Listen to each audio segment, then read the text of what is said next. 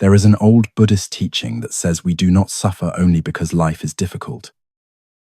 We suffer because we keep carrying what was meant to be set down. Many people lie awake long after the day has ended. The room is quiet, but the mind is not. It replays conversations that cannot be changed, worries about a future that has not arrived, and holds on to regrets that have already taken enough from the heart. The body longs for rest, yet the mind continues its endless work, as if thinking a little longer might finally bring peace. Perhaps you know this feeling. You close your eyes hoping for sleep, but instead you find yourself carrying invisible weight. No one else can see it, yet it feels heavier than anything your hands have ever lifted. The expectations you place on yourself, the words you wish you had said differently, the fear of disappointing others, the quiet sadness you rarely speak about. Little by little, these thoughts become burdens that follow you into the night. Buddhist wisdom offers a gentle reminder. The mind is like the sky, and thoughts are only passing clouds. They may appear dark, loud, or overwhelming, but they are not the sky itself. They come, they change, and eventually they pass.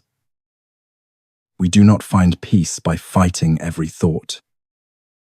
We find peace by learning that we do not have to hold on to each one.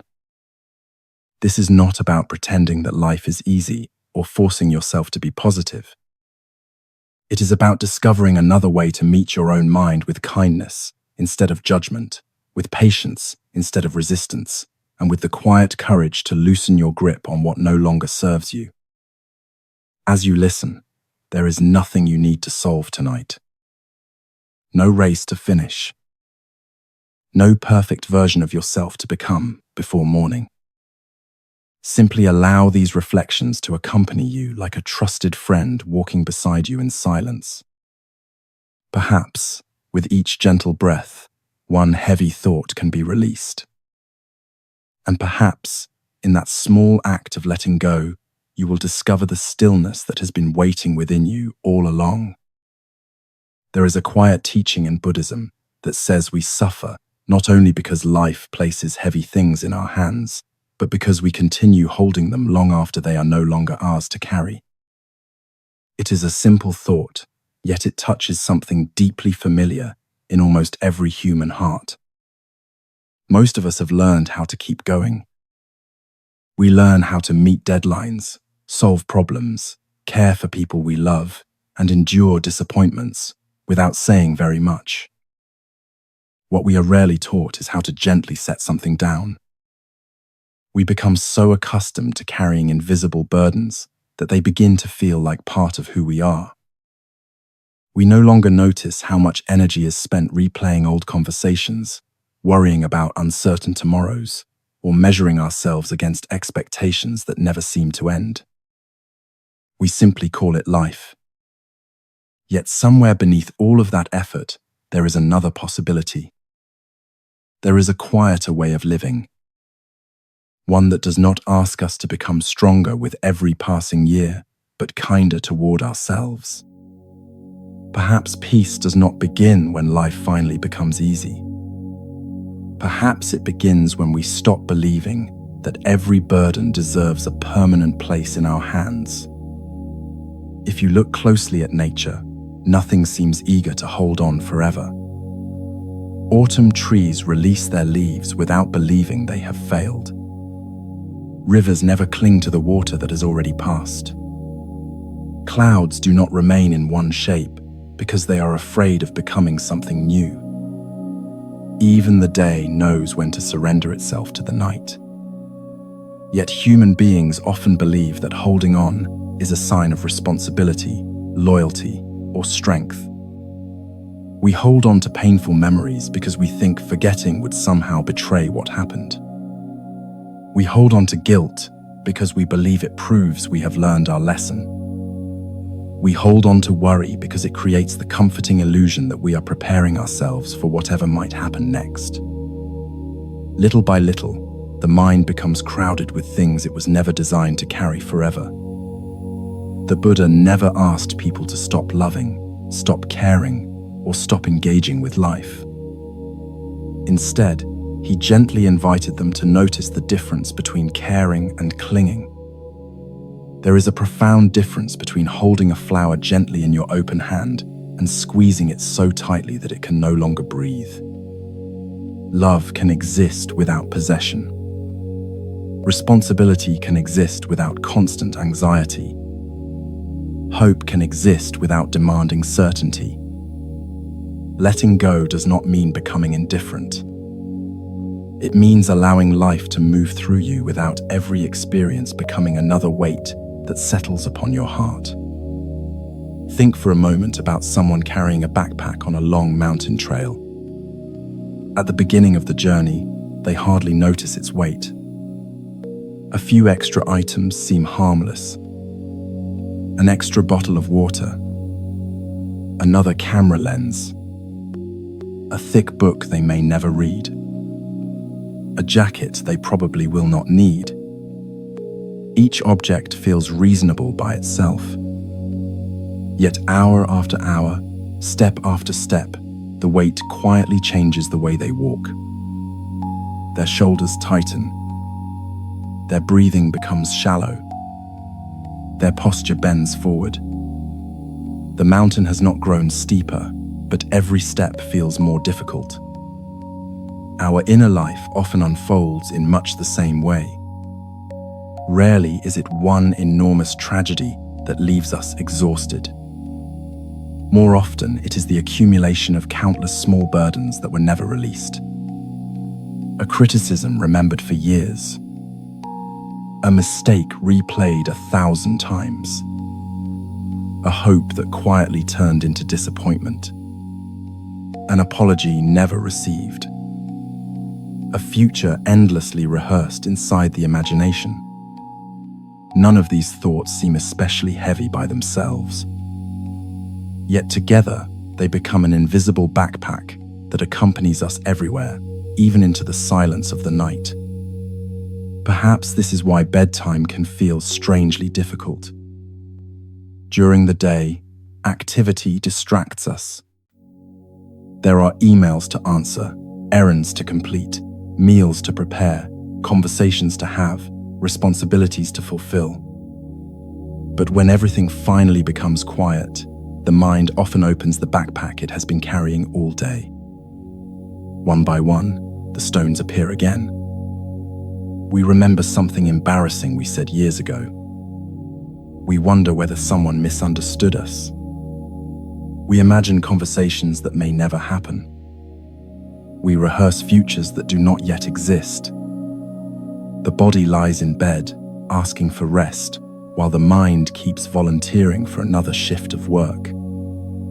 Buddhist wisdom offers a remarkably gentle invitation. It does not tell us to fight our thoughts or force ourselves into silence. Instead, it asks a quieter question. Must every thought be believed? Must every memory be reopened? Must every worry be solved before the heart deserves peace? Imagine sitting beside a slow-moving river at sunset.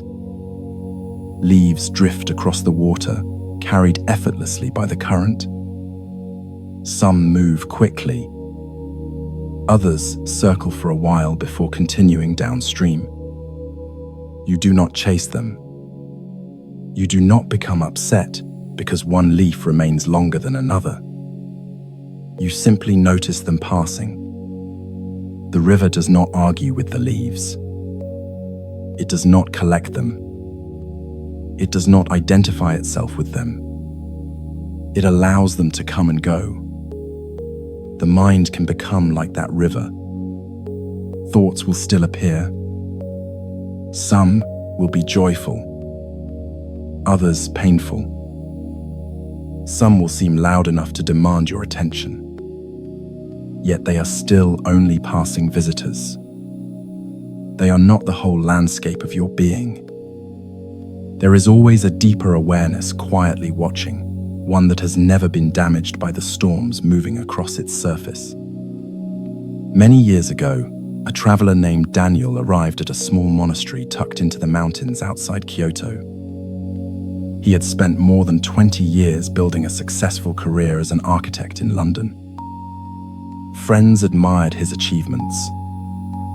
Clients respected his work. His calendar remained full months in advance. From the outside, his life appeared complete. Yet inside, he often felt as though he had been running for so long that he had forgotten what it meant simply to stand still. Daniel had not come to the monastery because everything in his life was falling apart. He came because nothing seemed wrong, and yet nothing felt peaceful.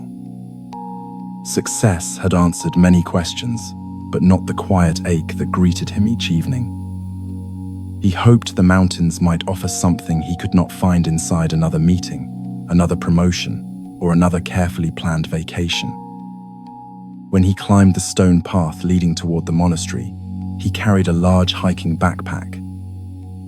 It was packed with clothing, guidebooks, electronics, notebooks, emergency supplies, extra shoes, and countless small objects he believed he might need.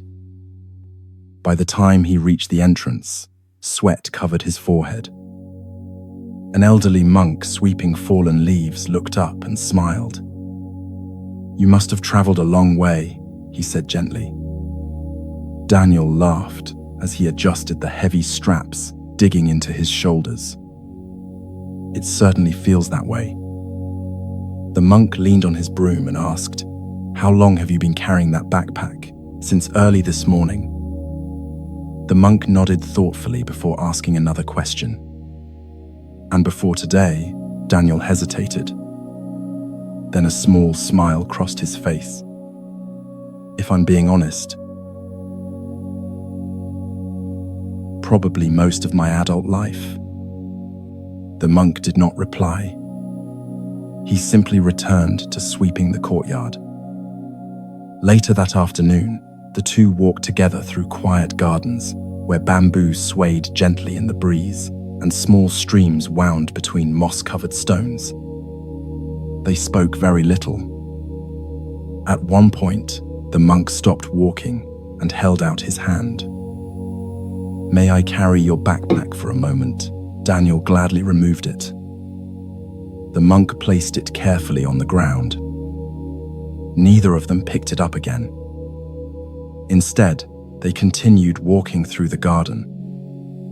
After several peaceful minutes, the monk asked, "How does your body feel?" "Lighter," Daniel answered almost immediately. "And has the path changed?" Daniel looked around. The stones beneath their feet remained uneven. The gentle hill still rose ahead of them. The afternoon sun shone exactly as before. Nothing in the landscape had become easier. Only what he carried had changed. The realization stayed with him long after their walk ended. That evening, he sat beneath an old pine tree watching the last light disappear behind distant mountains. For years, he had believed peace would finally arrive after every unfinished task was completed, every relationship repaired, every uncertainty resolved, and every possible future prepared for. Yet standing in the monastery garden, he had discovered something unexpectedly simple. The path of life had never demanded that he carry every unnecessary stone. Much of the exhaustion he called adulthood came not from the journey itself, but from refusing to place certain burdens on the ground. Perhaps that same invitation quietly waits for all of us. Not because tomorrow will suddenly become easier, but because this very moment offers another possibility. Before changing the world around us, we can gently change the way we walk through it. And perhaps that new way begins with something so small it almost seems insignificant. One slow breath, one softened grip, and one quiet willingness to ask ourselves what we are finally ready to set down. Daniel remained beneath the old pine tree long after the evening bell echoed through the monastery. The mountain air had grown cooler, and somewhere in the distance, a stream continued its gentle conversation with the stones. Nothing extraordinary had happened that day. No miracle had appeared. None of the problems waiting for him back in London had disappeared. His unfinished projects still existed. His responsibilities had not dissolved. The uncertainty surrounding his future remained exactly where it had been when he first climbed the mountain path that morning. Yet something inside him had shifted so quietly that he almost overlooked it. For the first time in years, he realized he was no longer carrying the invisible urgency to solve everything at once. The elderly monk found him sitting beneath the tree and quietly took a seat beside him. Neither of them spoke for several moments. They simply listened to the sounds that filled the evening, the wind moving through bamboo leaves, insects singing somewhere beyond the garden, and the occasional splash of water flowing over smooth rocks. Finally, Daniel broke the silence. "I thought peace would feel dramatic," he admitted. "I thought I would suddenly feel different." The monk smiled. "Sometimes peace is not something that arrives," he replied. "Sometimes it is simply what remains after you stop holding so tightly." Daniel looked down at his hands. "They don't feel different." "No," the monk said softly. "But perhaps they are beginning to relax." It was such a simple observation that Daniel almost laughed. He had spent years believing that change had to be enormous to be meaningful. A new career, a new city, a new relationship, a major breakthrough. Yet here he was, discovering that one of the most important changes in his life began with nothing more than shoulders that felt slightly lighter and hands that no longer seemed determined to grip the world quite so firmly. Modern science quietly echoes what wise teachers have observed for centuries. Our minds and bodies are deeply connected. When we constantly hold ourselves in a state of tension physically or emotionally, our nervous system begins to believe that danger is always nearby. The brain becomes skilled at scanning for problems, replaying old memories, predicting future disappointments, and preparing for threats that may never come. This ability once helped human beings survive. But in modern life, it often keeps us trapped in cycles of unnecessary worry. Something remarkable happens, however, when we allow even brief moments of genuine rest. A slow breath, relaxed shoulders, a softened jaw, a quiet pause before reacting. These seemingly ordinary moments send gentle signals throughout the nervous system that say, "For now, you are safe." The heart beats a little more slowly. Breathing becomes deeper. Muscles begin releasing tension they have been carrying without permission. The mind, which had been searching endlessly for the next problem, gradually learns that not every moment requires vigilance. This does not happen because we force ourselves to stop thinking. In fact, the harder we struggle against our thoughts, the louder they often become. Instead, the brain changes because we patiently teach it another possibility. Each small moment of stillness becomes a new experience. Each quiet breath reminds the body that life is not only made of emergencies. Over time, these moments accumulate, just as worries once accumulated. The difference is that instead of building a heavier backpack, they slowly lighten it. The Buddha understood something similar long before neuroscience could describe it. He invited people to return again and again to the present moment, not because the present moment is always easy, but because it is the only place where peace can actually be experienced. The past can be remembered and the future can be imagined, but neither can be lived. Yet so much of our suffering comes from spending our lives in places where we cannot actually breathe. Perhaps you have noticed this yourself. A single difficult memory can keep the body tense, even while sitting safely in a quiet room. An imagined conversation tomorrow can disturb a peaceful evening today. A fear that has never happened can steal rest from this very moment. None of these experiences are imaginary in the sense that they feel real. The heart races. The chest tightens. Sleep becomes difficult.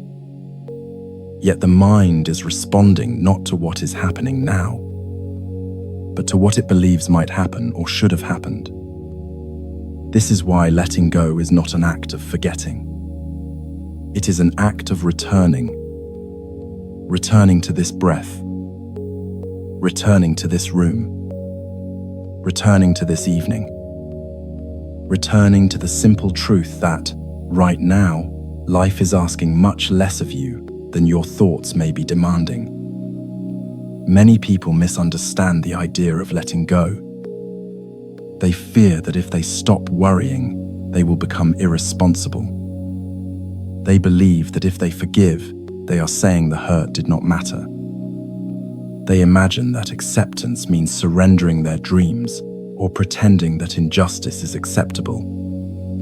Yet Buddhist wisdom points towards something far gentler than any of these misunderstandings. Letting go is not giving up. It is giving up the struggle against what cannot be changed. Acceptance is not approving of suffering. It is refusing to create new suffering by endlessly resisting reality. Forgiveness is not declaring that another person's actions were right. It is deciding that your own heart deserves freedom more than it deserves another lifetime inside the prison of resentment. Imagine carrying a burning piece of charcoal because you hope one day to throw it at someone who hurt you. Long before it ever reaches them, it continues burning your own hand. The Buddha often reminded his followers that anger and attachment work much the same way. We believe we are holding on to someone else, yet often it is we who remain bound. The monk stood and slowly brushed a few pine needles from his robe. Before leaving, he asked Daniel one final question. If tomorrow someone placed another heavy backpack in front of you, would you pick it up? Daniel thought carefully before answering. I suppose it depends on what's inside. The monk nodded. Exactly. Then he smiled and walked toward the temple. Daniel remained beneath the tree, turning those words over in his mind.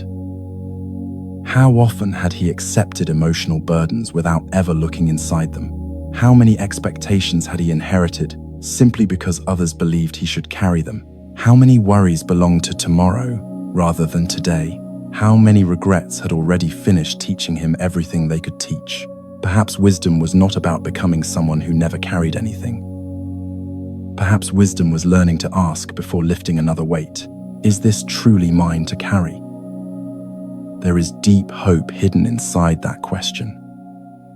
Because if some of the burdens you carry are not truly yours, then they can be set down.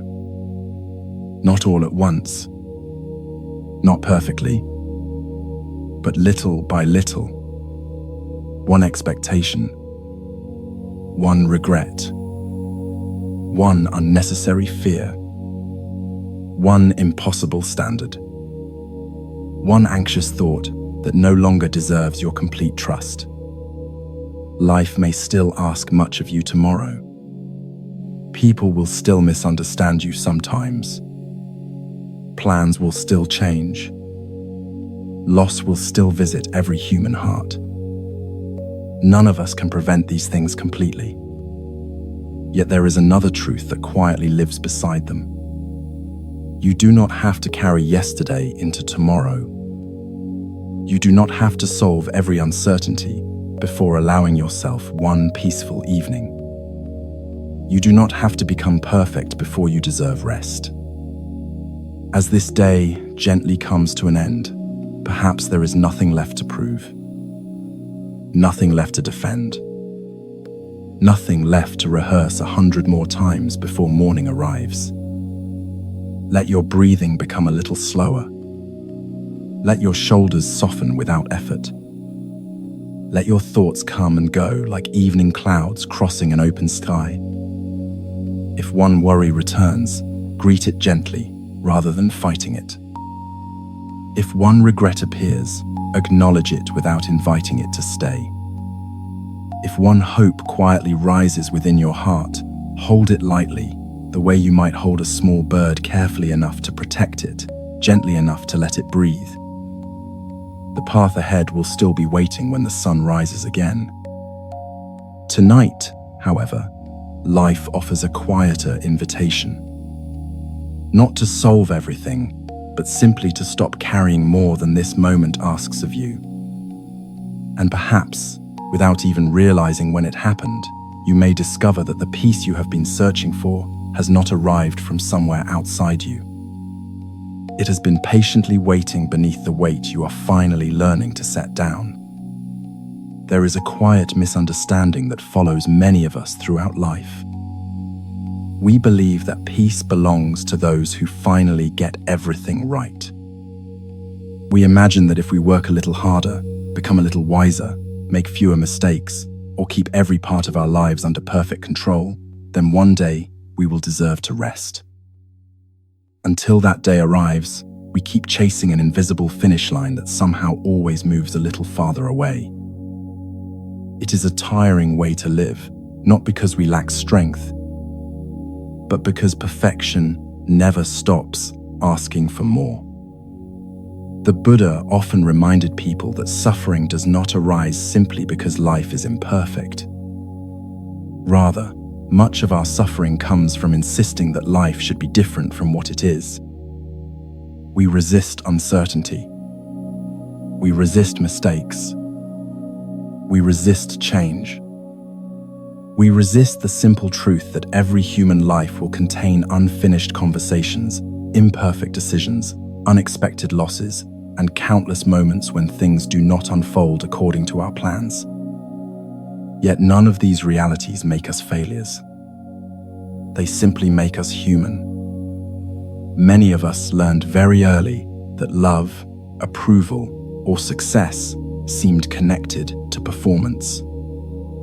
Perhaps we were praised when we achieved, corrected when we fell short, or quietly compared with others who appeared more talented or more disciplined. Without realizing it, we began carrying a silent belief that still follows us into adulthood. If I can just become good enough, then I will finally feel at peace. Years pass, careers develop, families grow, responsibilities multiply. Yet the promise remains unfulfilled because perfection was never capable of giving what only self-acceptance can provide. There is an old story about a master potter named Haru, who lived in a small village famous for its handcrafted ceramics. People traveled from distant towns to buy his bowls because each one seemed to possess a quiet beauty that could not easily be explained. His apprentice, a young man named Kenji, admired every piece his teacher created. One afternoon, after carefully inspecting a newly finished bowl, Kenji noticed the rim was ever so slightly uneven. "Master," he said with concern, "there is a flaw." Haru smiled and gently turned the bowl in his hands. "Is there?" Kenji pointed to the edge. "If you smooth this part, it will be perfect." The old potter remained silent for a moment before placing the bowl on the wooden table. "Tell me," he asked softly, "have you ever met a perfect tree?" Kenji looked toward the garden outside. The pine tree leaned slightly to one side after decades of mountain winds. The bamboo bent differently with every season. Even the stones surrounding the pond carried cracks shaped by time. "No," Kenji admitted. "And yet," Haru continued, "have they become any less beautiful because of it?" The young apprentice shook his head. Haru lifted the bowl again. This bowl carries the mark of the hands that made it. If I erase every trace of the journey, I may create something flawless, but I may also lose what makes it alive. Kenji never forgot those words. Years later, after becoming a respected potter himself, he realized his teacher had never been speaking only about clay. Human hearts are much the same. We often spend enormous energy trying to sand away every visible imperfection. We hide our fears, apologize for our emotions, criticize our appearance, replay our mistakes, and quietly compare our lives with carefully edited versions of other people's lives. Yet the very experiences we try hardest to erase are often the ones that deepen our compassion, strengthen our wisdom, and allow us to understand another person's pain. Before sleep, perhaps there is no kinder gift you can offer yourself than this simple permission. You do not have to become a better person before you deserve kindness from yourself. Take one slow breath and notice where your body is still trying to earn rest. Perhaps your shoulders remain lifted. Perhaps your forehead is gently tightened without you realizing it. Without forcing anything to change, allow your next exhale to soften those places just a little. Imagine speaking to yourself the way you would comfort someone you love. You would not demand perfection from them before offering understanding. You would simply remind them that they have done their best today. Modern psychology offers an insight that quietly echoes this ancient wisdom. Research suggests that people who respond to their own mistakes with self-compassion, rather than harsh self-criticism, are often more resilient, more willing to learn, and less overwhelmed by stress. When we constantly judge ourselves, the brain remains alert, treating every imperfection as another threat that must be fixed. But when we meet ourselves with patience and understanding, the nervous system begins to settle. The mind becomes more flexible, more creative, and more capable of responding wisely rather than reacting fearfully. Perhaps this is why peace has never belonged to the perfect. It belongs to those who slowly learn to stop fighting their own humanity. Every crack, every scar, every unfinished chapter becomes part of a life that is still growing, rather than evidence of a life that has failed. And as you quietly reflect on your own journey tonight, another gentle question may begin to appear, not whether you have become perfect, but whether you have been expecting perfection to give you something it was never meant to provide. As the evening grew quieter, Kenji remained alone in the workshop after his teacher had retired for the night. Around him, rows of finished bowls rested on wooden shelves, each one slightly different from the next. Some leaned almost imperceptibly to one side. Others carried tiny marks left by the hands that had shaped them. A few had delicate lines in the glaze that appeared only after they had emerged from the kiln. Years earlier, Kenji would have seen those details as flaws waiting to be corrected. Now he found himself looking at them with different eyes. He slowly picked up the bowl his master had refused to perfect. Running his fingers along its uneven rim, he noticed something unexpected. It felt alive. Not because it was flawless, but because it carried the quiet story of its making. The bowl no longer seemed unfinished. It simply seemed honest. Perhaps our own lives are much the same. Many of us confuse acceptance with surrender. We quietly fear that if we accept ourselves as we are today, we will lose the desire to grow tomorrow. We imagine that kindness toward ourselves will make us complacent, that forgiving our mistakes will somehow weaken our character, or that putting down impossible expectations means settling for an ordinary life. Yet Buddhist wisdom gently points in another direction. Acceptance has never meant refusing to grow. It means beginning from reality instead of fighting it. A gardener does not become careless because they accept the season they are in. They simply stop expecting spring flowers to bloom in the middle of winter. They work with what exists rather than exhausting themselves, wishing reality were different. In the same way, accepting yourself today does not mean abandoning your hopes or dreams. It simply means no longer making your worth dependent upon becoming someone else. There is a remarkable freedom in that realization. When we stop treating ourselves as a project that is never finished, we begin experiencing life instead of constantly evaluating it. We notice the warmth of a morning cup of tea.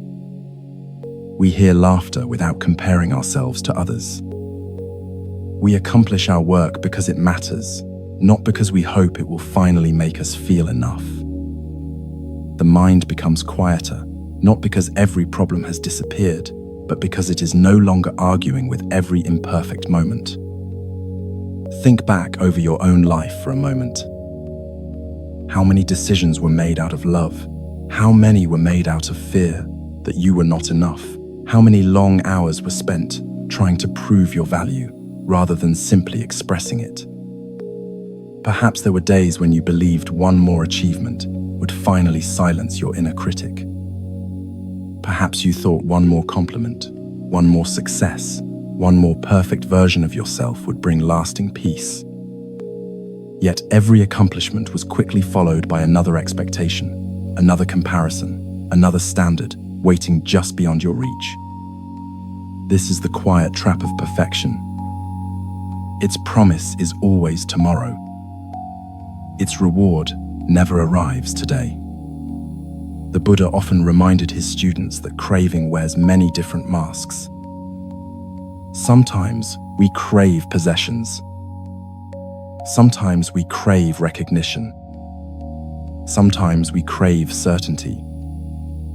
And sometimes we crave an impossible version of ourselves that exists only inside the imagination. We spend years chasing someone we were never meant to become, while overlooking the goodness already present within the person we are. There is another way. Imagine speaking to yourself as you would speak to a dear friend who came to you after a difficult day. You would probably not begin by listing everything they should have done better. You would not remind them of every mistake they had ever made or compare them with someone more successful. Instead, you would likely offer understanding before advice. You would say, "You have been carrying a lot."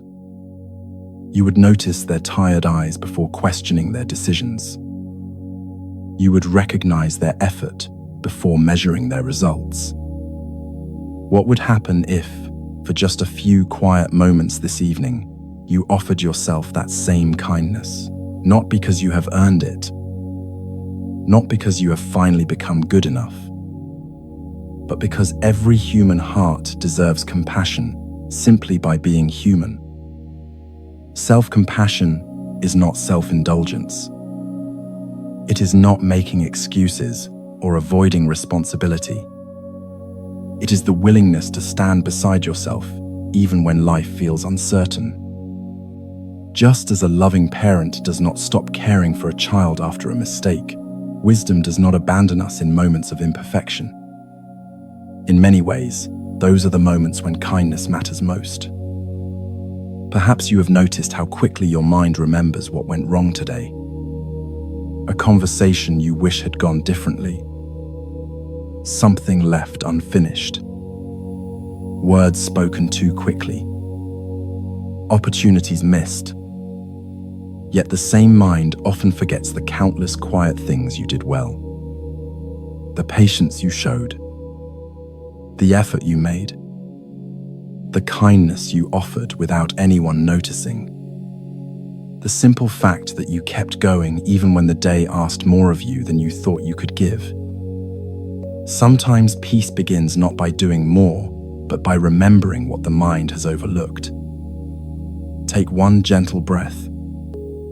As you breathe in, notice that you are alive. As you breathe out, allow yourself to release just one expectation you have been placing upon yourself. It may be the expectation to always have the right answer, to always stay strong, to never feel afraid, to always make everyone happy, or simply the expectation that you should already be further along than you are. Watch that expectation drift away like a leaf floating downstream. You do not have to push it. You do not have to chase it. You only have to loosen your grip enough to let the current carry it. There is a quiet place within every person that has never been measured by achievements or failures. It existed before your greatest success and remained after your greatest disappointment. It does not become more valuable when others praise you, nor less valuable when they misunderstand you. It is simply the quiet dignity of being alive. Many people spend years searching for a safe place somewhere outside themselves. They hope another relationship, another job, another city, another accomplishment, or another season of life will finally provide the peace they long for. Yet external circumstances continue changing, just as they always have. The deeper invitation is different. Can you become a place of safety for your own heart? Can your own thoughts become gentler? Can your own breathing become a reminder that you do not have to fight yourself every day? Can your own presence become somewhere you no longer fear returning to? These questions are not answered overnight. They are answered slowly, through hundreds of small moments of kindness that often seem too ordinary to matter. A forgiving thought, a patient breath, a softer expectation, a willingness to begin again without carrying yesterday's judgment into tomorrow. The beautiful truth is that transformation rarely announces itself with dramatic fanfare. More often it arrives quietly, almost unnoticed, until one day you realize that the voice inside your mind has become gentler than it once was. You recover more quickly from mistakes. You smile at imperfections that once would have filled you with shame. You discover that your worth has become less dependent upon success and more rooted in simply being alive. And perhaps, as this day gently comes to a close, there is nothing more you need to accomplish in order to deserve rest. The work that remains can wait for another sunrise. The unanswered questions will still be there tomorrow if they truly need your attention. For now, allow yourself to release the impossible task of becoming perfect before you are allowed to experience peace. Let your breathing slow naturally. Let your shoulders soften. Let your heart remember that it has always been worthy of kindness, even on the days when it struggled, even on the days when it doubted itself, even on the days when nothing seemed to go as planned. Because peace has never belonged only to those who do everything right. Peace quietly belongs to those who finally stop believing they must. Few truths feel as difficult to accept as this one. Everything changes. We know it with our minds long before we are willing to accept it with our hearts. Seasons change without asking permission. Children become adults. Morning quietly gives way to evening. Even the mountains that appear eternal are slowly shaped by wind and rain. Yet, when change enters our own lives, we often greet it with fear instead of understanding. We wish certain moments could remain exactly as they are. We wish painful seasons would disappear overnight, while joyful ones would never end. In trying to hold tightly to one and push away the other, we often create a second layer of suffering that life itself never intended. The Buddha returned again and again to the simple observation that all conditioned things are impermanent. At first, this teaching may sound unsettling, almost as though it asks us to accept loss without resistance. But hidden within it is one of the greatest sources of hope. If everything changes, then our pain also changes. If everything is in motion, then despair cannot remain exactly as it is forever. The sadness you carry today is not frozen in time. The anxiety that feels overwhelming tonight is not your permanent identity. Even the heaviest season of life is quietly moving, whether you notice it or not. Perhaps that is why impermanence is not a threat, but a comfort. It reminds us that no feeling, however intense, has the power to remain unchanged forever. Think back over your own life. There were worries that once seemed impossible to survive. There were disappointments that convinced you happiness would never return. There were nights when sleep refused to come because the future looked uncertain and the past refused to let go. Yet here you are. The person listening now is not exactly the same person who lived through those moments. Without realizing it, time continued its gentle work. New mornings arrived. New conversations unfolded. Small moments of joy quietly returned, often long before you believed they could. There is an old story told in Japan about a grove of cherry blossom trees that stood near the edge of a mountain village. Every spring, people traveled great distances to admire their breathtaking beauty. Families gathered beneath the blossoms. Children laughed as pale pink petals drifted through the air.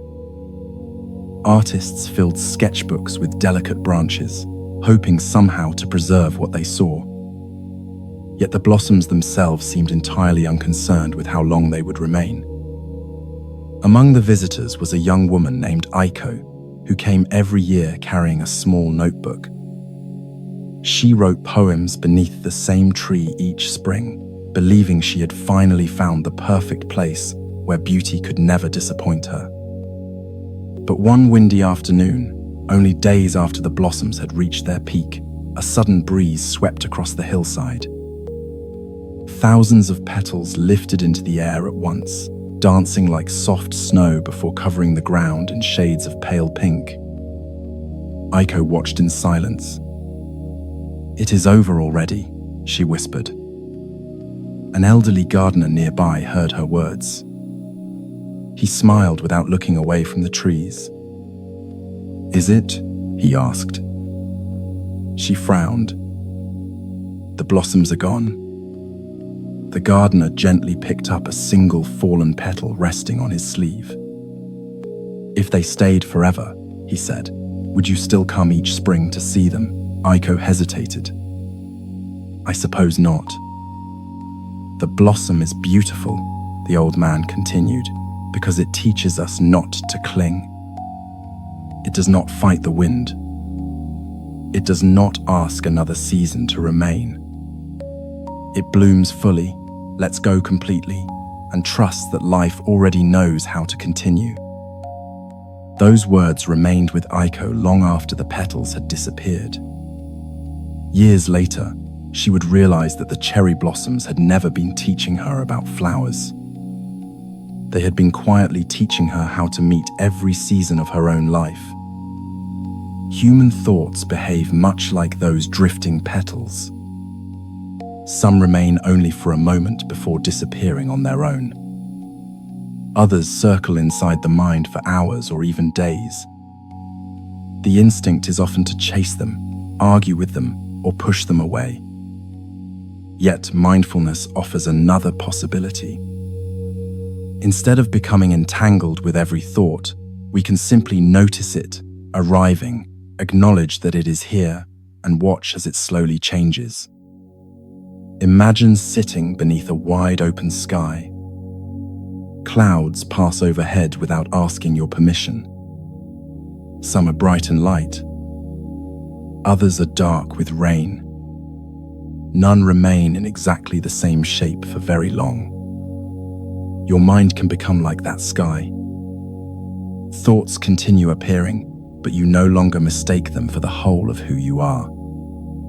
They move through awareness just as clouds move through the atmosphere.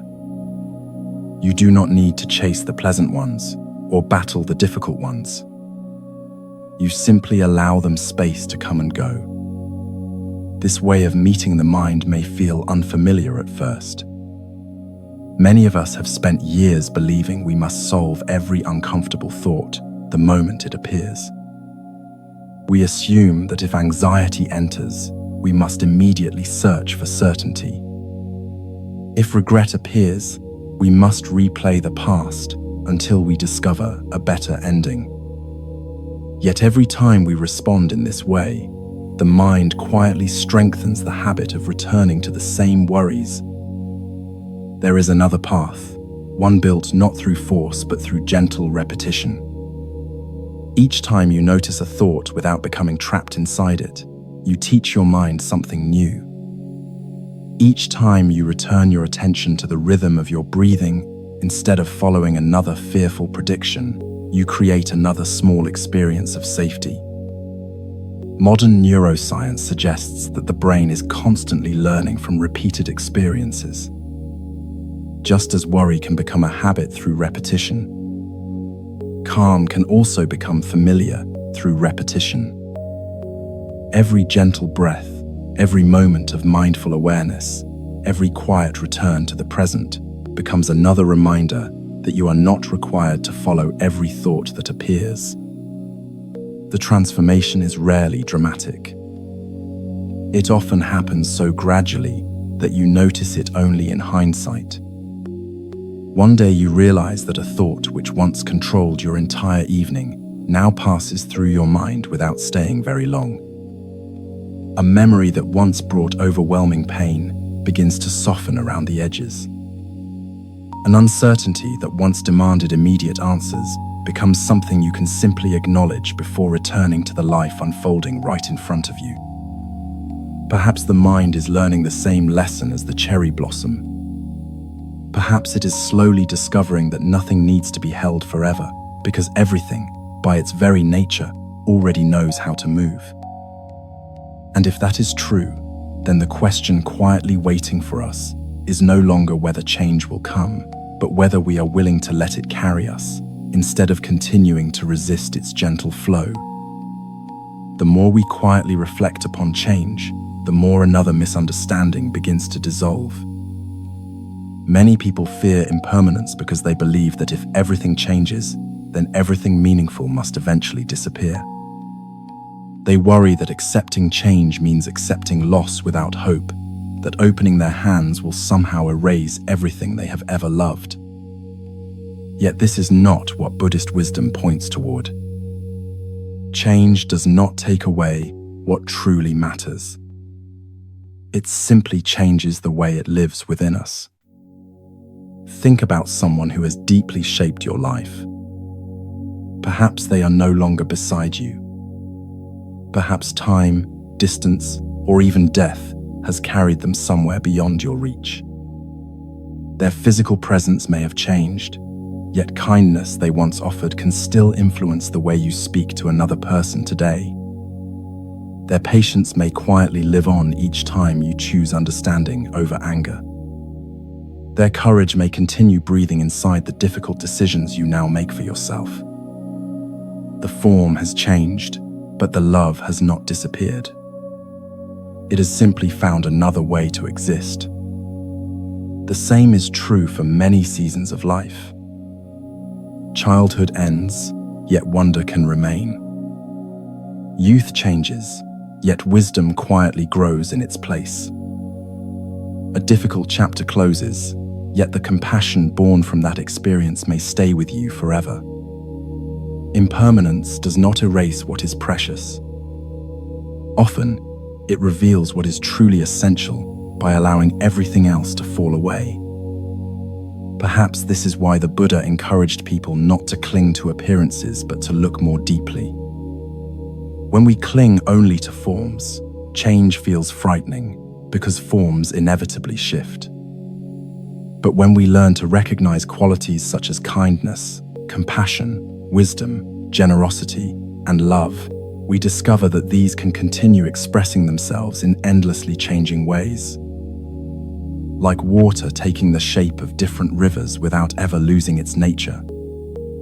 What is most beautiful in us often survives every outward change. Imagine the sky just before dawn. During the night, it may have carried heavy clouds, strong winds, or endless darkness. Yet every morning begins in its own quiet way. Sometimes the sunrise is brilliant. Sometimes it is hidden behind mist. Sometimes rain continues falling. Yet each morning still arrives untouched by yesterday's weather. The sky does not cling to last evening's storm. It simply makes room for another beginning. There is something deeply comforting about that image, because human beings are often far less generous with themselves than the sky is. We wake, carrying yesterday's arguments into today's conversations. We bring old disappointments into new opportunities. We allow mistakes made years ago to speak louder than the kindness we offered only yesterday. Without realizing it, we ask each new day to carry the weight of every day that came before. What if tomorrow did not need to inherit everything from today? What if each morning quietly offered an empty sky within your own heart, not because memory disappears, not because life suddenly becomes easy, but because every sunrise gently reminds us that beginning again has always been part of the rhythm of existence. You may not notice it from one day to the next, but you are already changing. The person who once believed they could never survive heartbreak is no longer exactly the same. The one who thought anxiety would last forever has already lived through countless moments of unexpected peace. Even the habits that feel deeply rooted are never completely fixed. Every conversation changes us a little. Every act of forgiveness softens something inside us. Every quiet breath of awareness reshapes the mind in ways too subtle to measure from one evening to the next. Sometimes people become discouraged because transformation seems slow. They hope for one dramatic breakthrough that will suddenly remove every fear and every painful memory.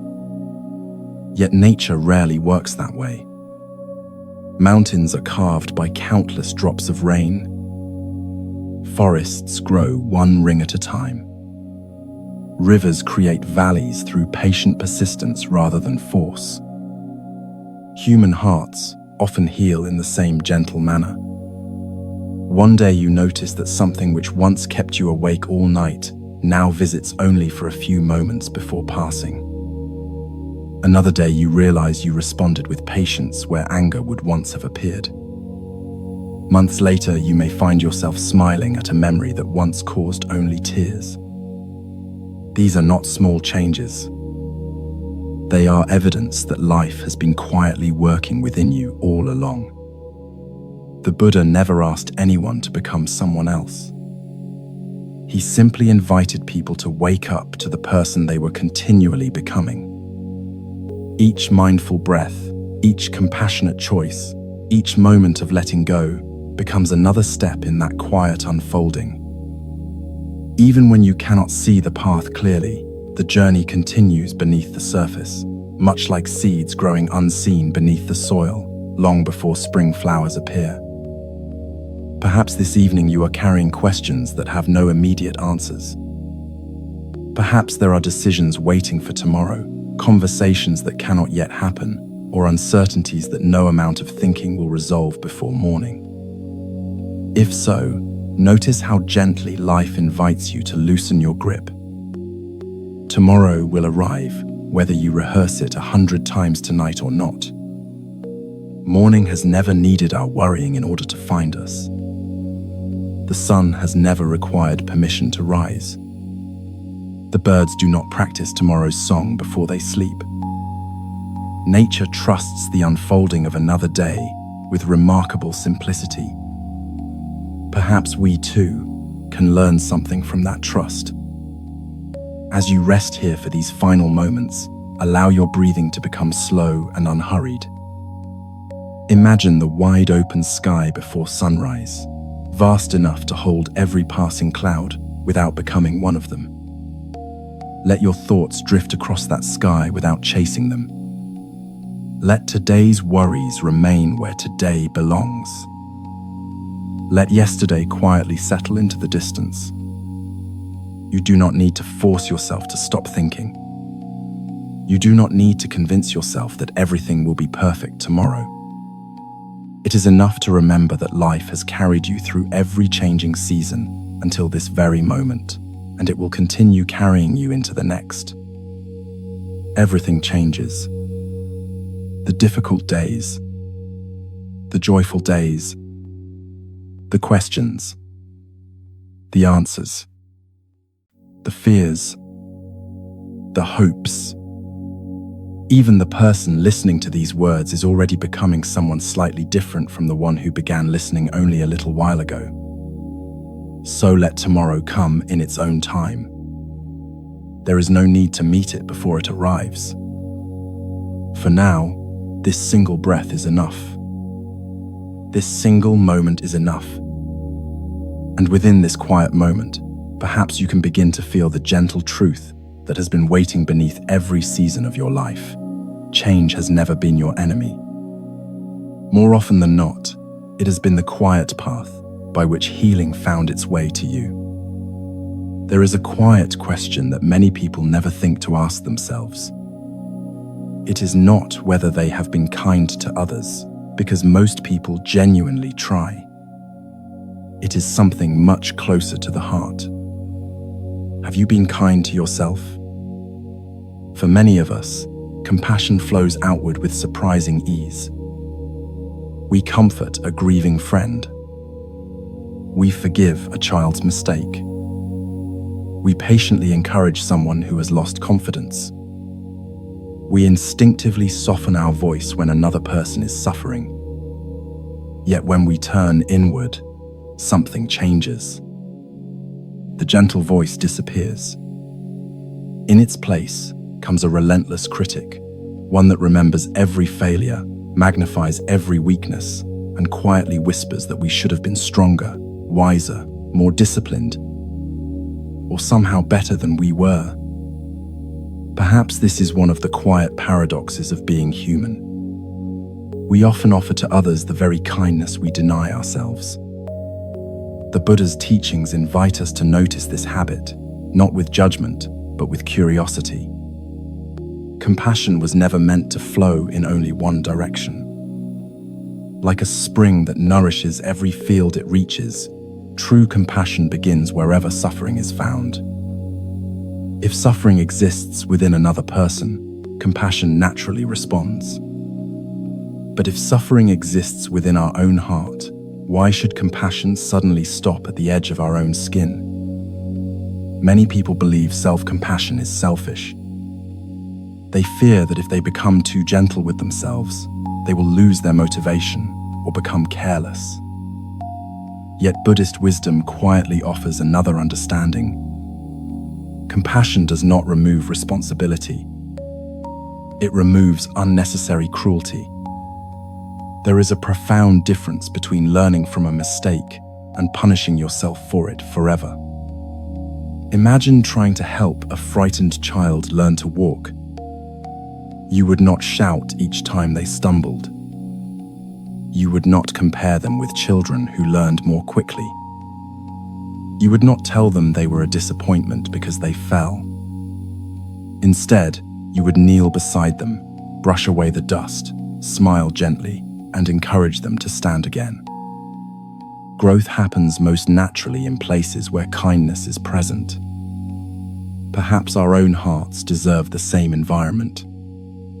There is a story told about a nurse named Emily who worked in a busy emergency department in a large city hospital. For nearly 15 years, she cared for people during some of the most frightening moments of their lives.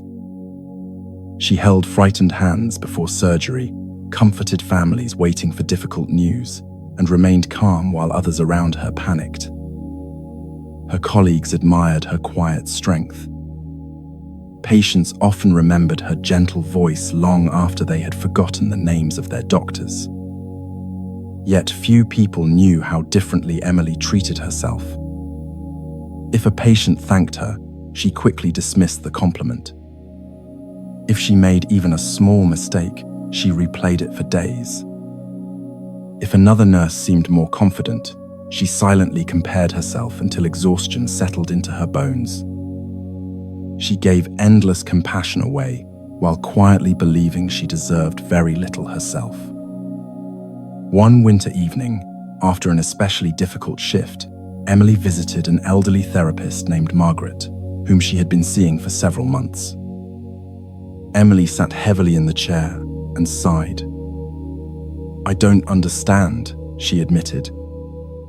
"I spend every day helping people feel safe, but I never feel safe inside my own mind." Margaret listened quietly before asking a simple question. "If one of your patients spoke to themselves the way you speak to yourself, what would you say to them?" Emily looked down at her hands. "I would tell them they are being far too hard on themselves." "And why have you never said those same words to the woman sitting in this chair?" Emily had no answer. The room remained silent. Not an uncomfortable silence, but the kind that gently opens a door long kept closed. That evening, while driving home through softly falling snow, Emily noticed something she had never realized before. Every act of compassion she offered during the day seemed to stop just before reaching herself. It was as though she believed everyone deserved understanding except the person who had been trying so hard all along. The following morning, nothing dramatic changed. She still hurried through hospital corridors.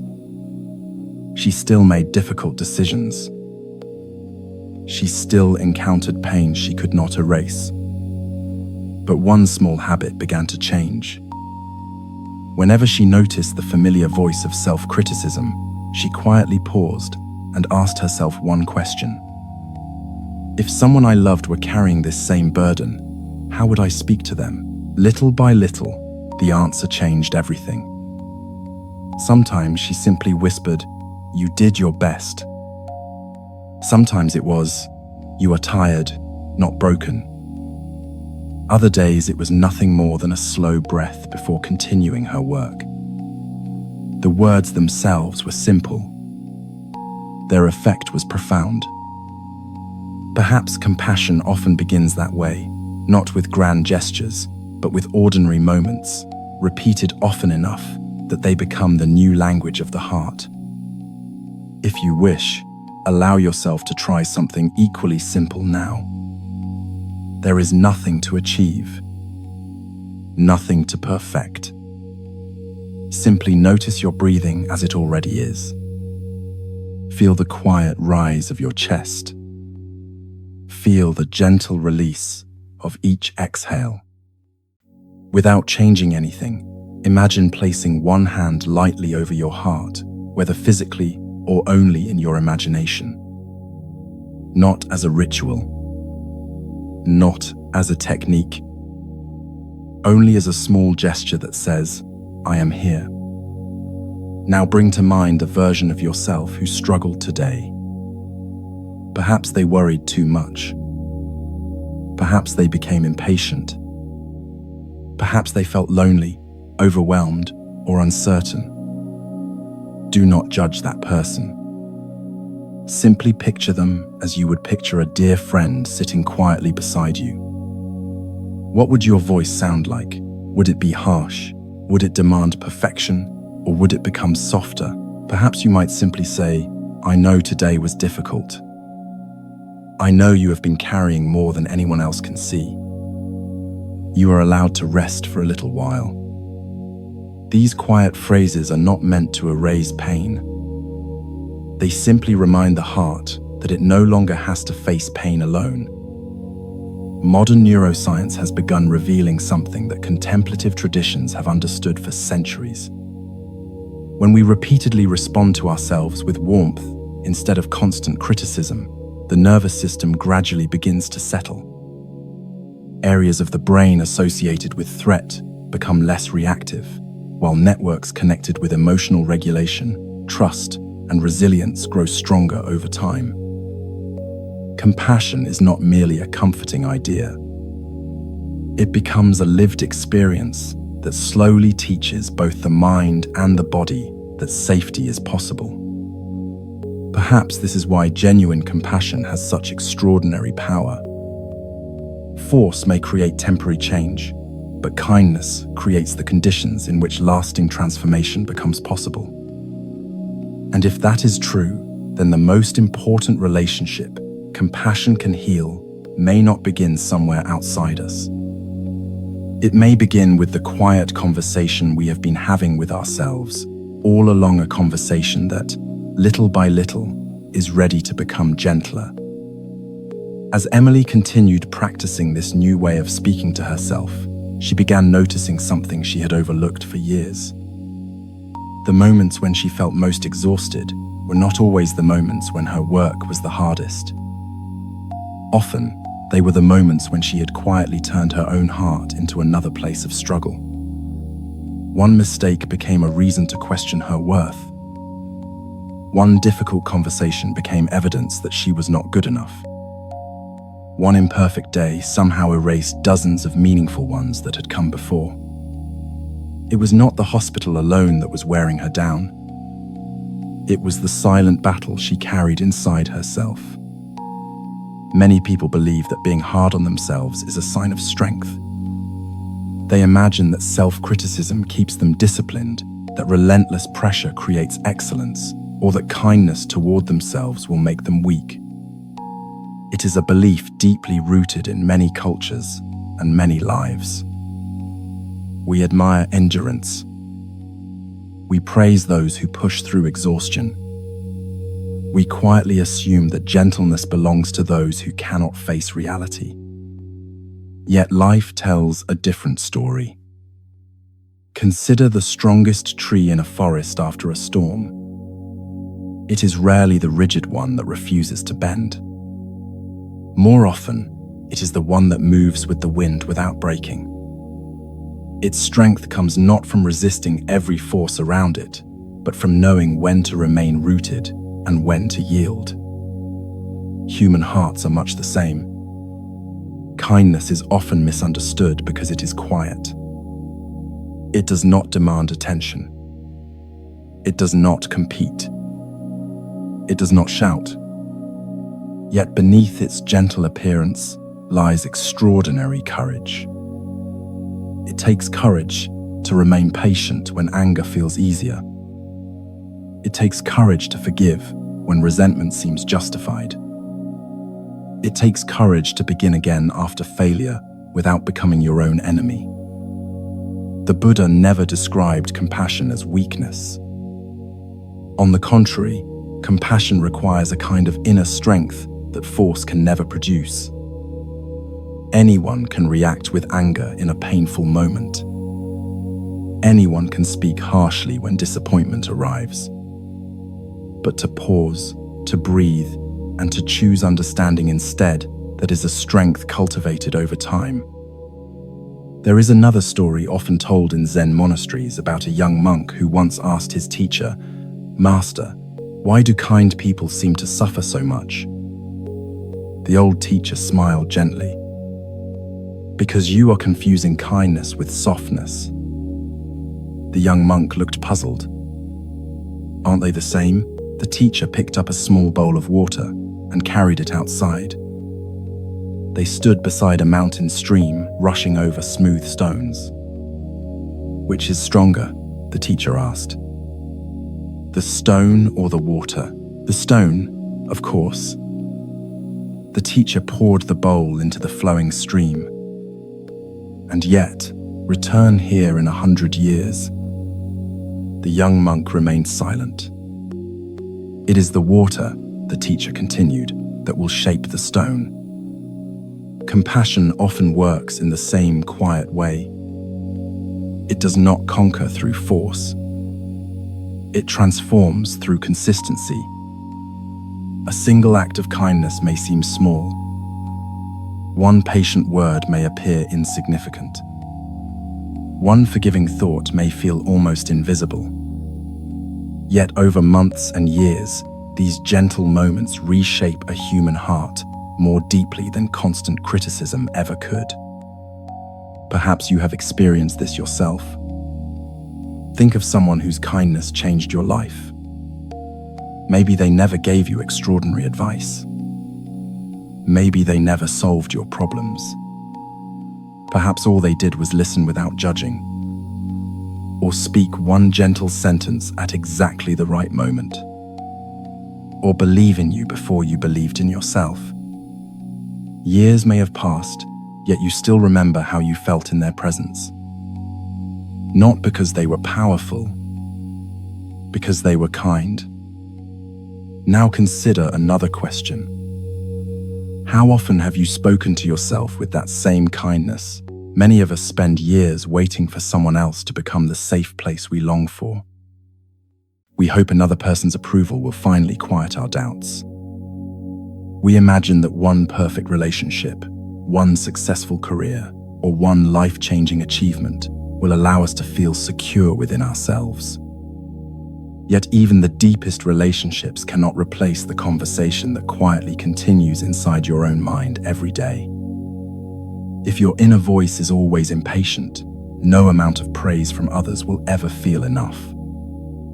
If your inner voice is endlessly compassionate, even difficult seasons become easier to walk through. Little by little, the place you return to most often is not your house, your workplace, or any physical location. It is your own mind. What kind of home has it become? Is it a place where every mistake is put on trial, or a place where learning is welcomed? Is it a place where fear is constantly fed, or one where hope is gently protected? These questions are not meant to criticize you. They are simply invitations to notice the atmosphere you have been living inside for so long that it may have become invisible. The beautiful truth is that this atmosphere can change. Not overnight. Not through one inspirational moment, but through thousands of gentle words spoken to yourself over time. Every sentence carries a direction. When you repeatedly say, "I will never be enough," your heart slowly begins believing it. When you quietly remind yourself, "I am still learning," something softens. When you whisper, "I have survived difficult days before," courage quietly returns. When you say, "May I be patient with myself," compassion begins putting down roots. Words do not simply describe our inner world. They help create it.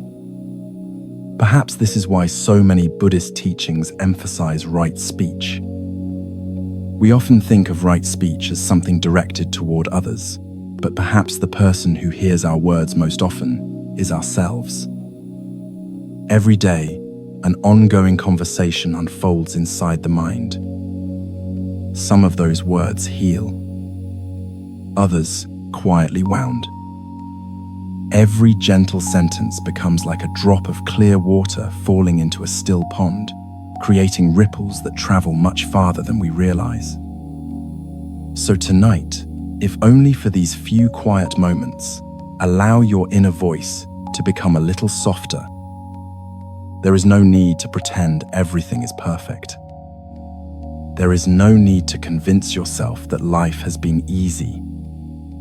Simply acknowledge the person who has carried you through every difficult season until now. The person who kept trying after disappointment. Who kept loving after heartbreak. Who kept hoping after uncertainty. Who kept waking each morning, even when the previous day had been heavy. That person deserves kindness. That person deserves understanding. That person deserves the same compassion they have so willingly offered to others. Take one slow breath. Feel the gentle rhythm of your body without asking it to become different. Notice the quiet beating of your heart, faithfully continuing its work without demanding recognition. Let your shoulders soften. Allow your face to relax. If a difficult thought appears, greet it gently, the way you might greet a tired traveler arriving at your door. You do not need to invite it to stay forever. You do not need to argue with it. You simply acknowledge its presence before allowing it to continue on its way. And if, somewhere within you, there is still a part that believes it must earn peace before it deserves to rest, perhaps this is the moment to offer that part a different truth. You do not have to become more worthy before compassion can reach you. You do not have to fix every flaw before kindness belongs to you. You do not have to carry today's burdens into tomorrow to prove your strength. For this one quiet evening, let compassion become the place where your heart comes home. Not because every problem has been solved. Not because every question has found an answer. But because, beneath everything life has asked of you, there has always been something gentle, steady, and deeply human waiting to hold you. Rest there for a little while. Let that kindness become the last voice you hear before sleep gently finds you. If this reflection spoke to your heart, share in the comments one thing you are learning to let go of. And if you'd like more peaceful Buddhist wisdom before sleep, consider subscribing and sharing this video with someone who may need it tonight. There is an ancient question that quietly follows many people throughout their lives, though few ever speak it aloud. How much is enough? We ask it in different ways.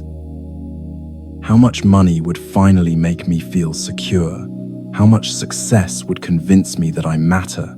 How much recognition would silence the voice that keeps telling me I have not done enough? The questions change, but the longing beneath them often remains the same. We search for a moment somewhere in the future when the restless heart will finally say, "Now I have enough. Now I can rest." Yet that moment often moves farther away each time we approach it. The Buddha observed something remarkably simple about the human mind. Desire itself is not the problem. Human beings naturally hope, dream, create, and grow. The suffering begins when the mind quietly insists that peace cannot exist until one more condition has been fulfilled. One more achievement. One more possession.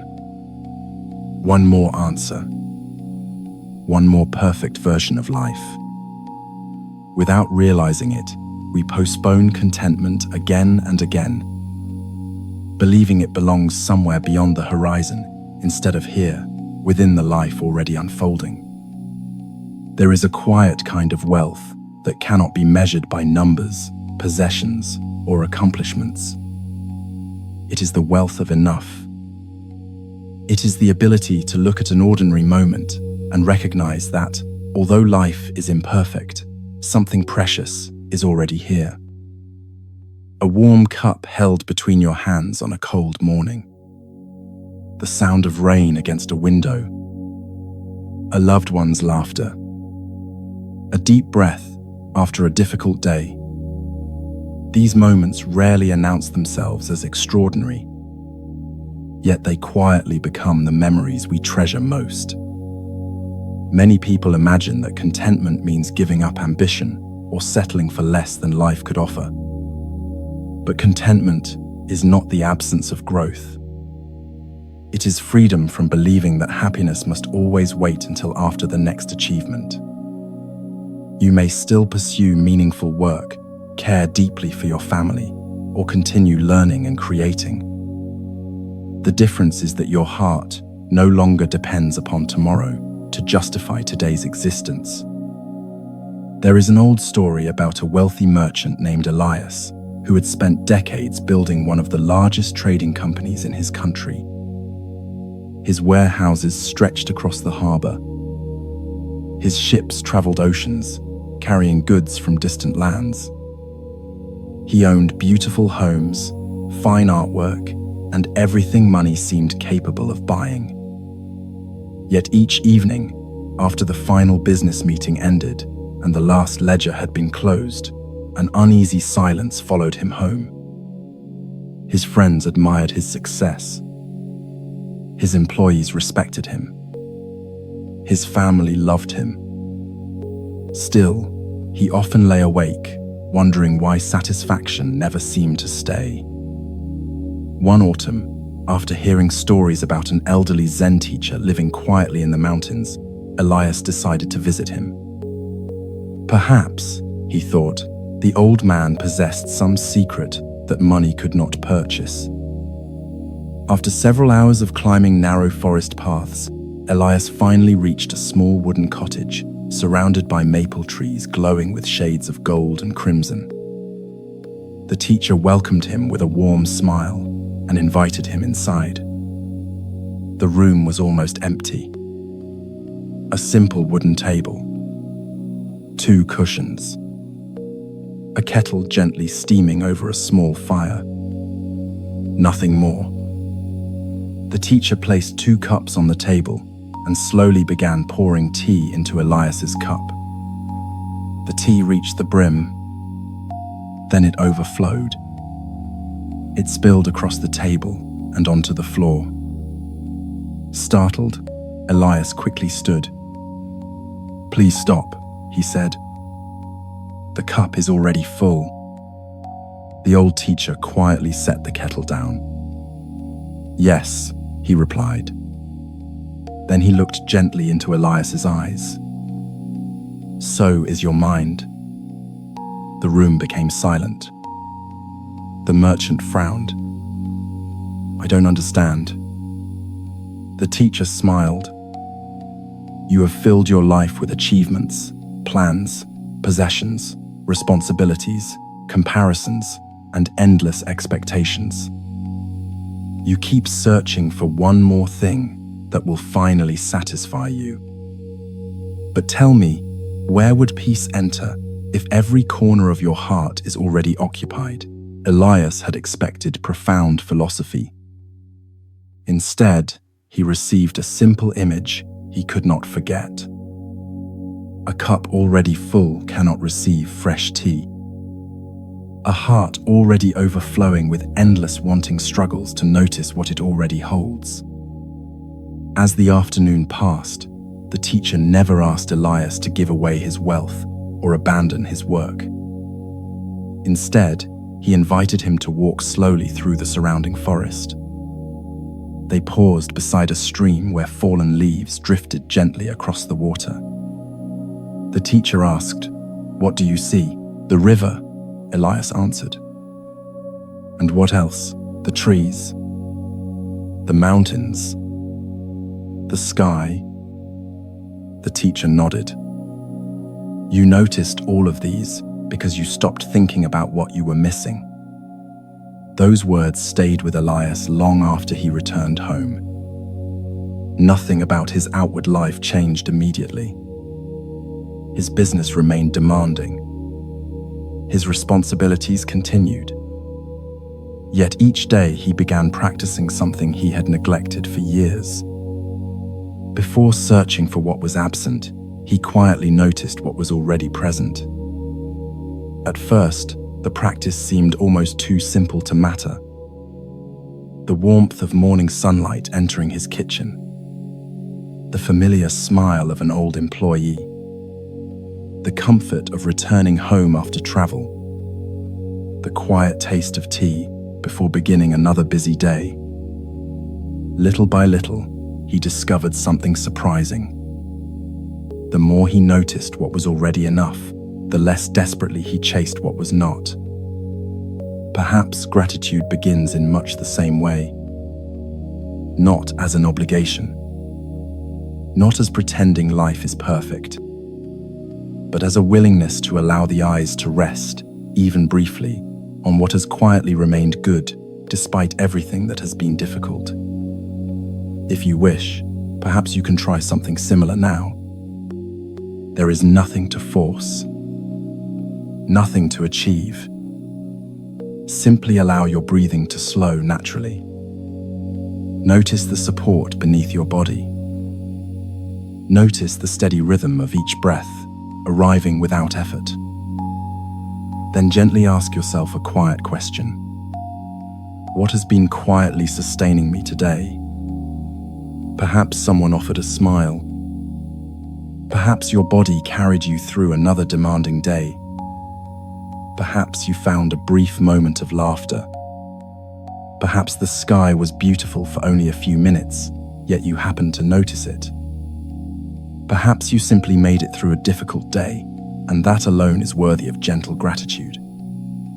You do not need a long list. Even one small thing is enough. The remarkable thing about gratitude is that it gently changes where the mind chooses to look.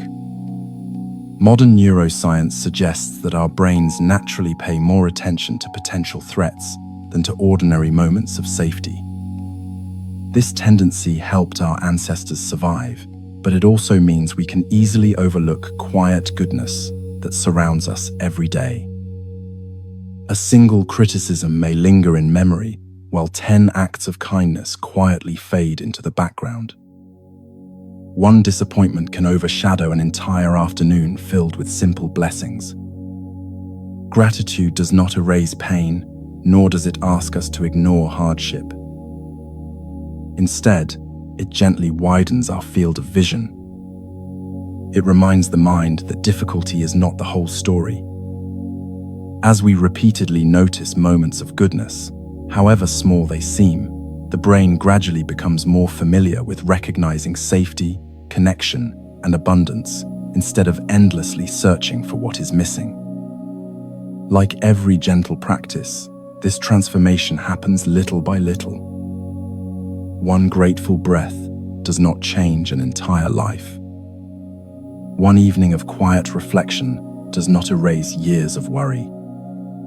But each small moment becomes another drop of clear water, filling an empty vessel. Over time, the heart begins to trust that enough is not something waiting in a distant future.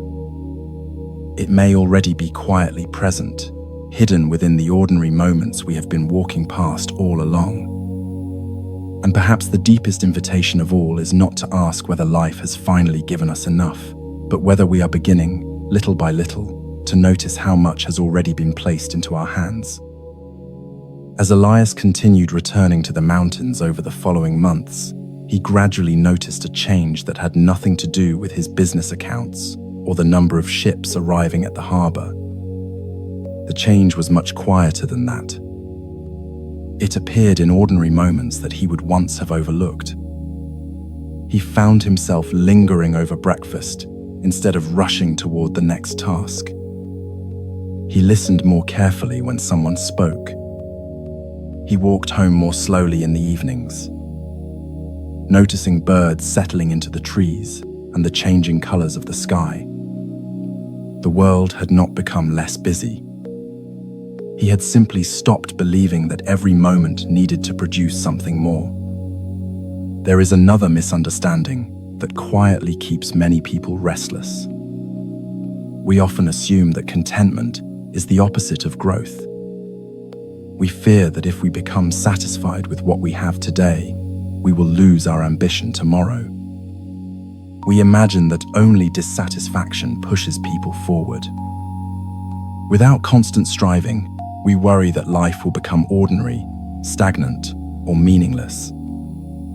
Yet the Buddha's teaching offers a gentler understanding. Contentment is not the end of growth. It is the end of endless craving. These are not the same. A flower does not stop growing because it is content with sunlight. A tree does not refuse to reach toward the sky because it has accepted the season it is living in. Growth continues naturally when it arises from life itself, rather than from the desperate belief that we are incomplete. There is a profound difference between creating from joy and striving from emptiness. When we create from joy, our work becomes an expression of who we already are.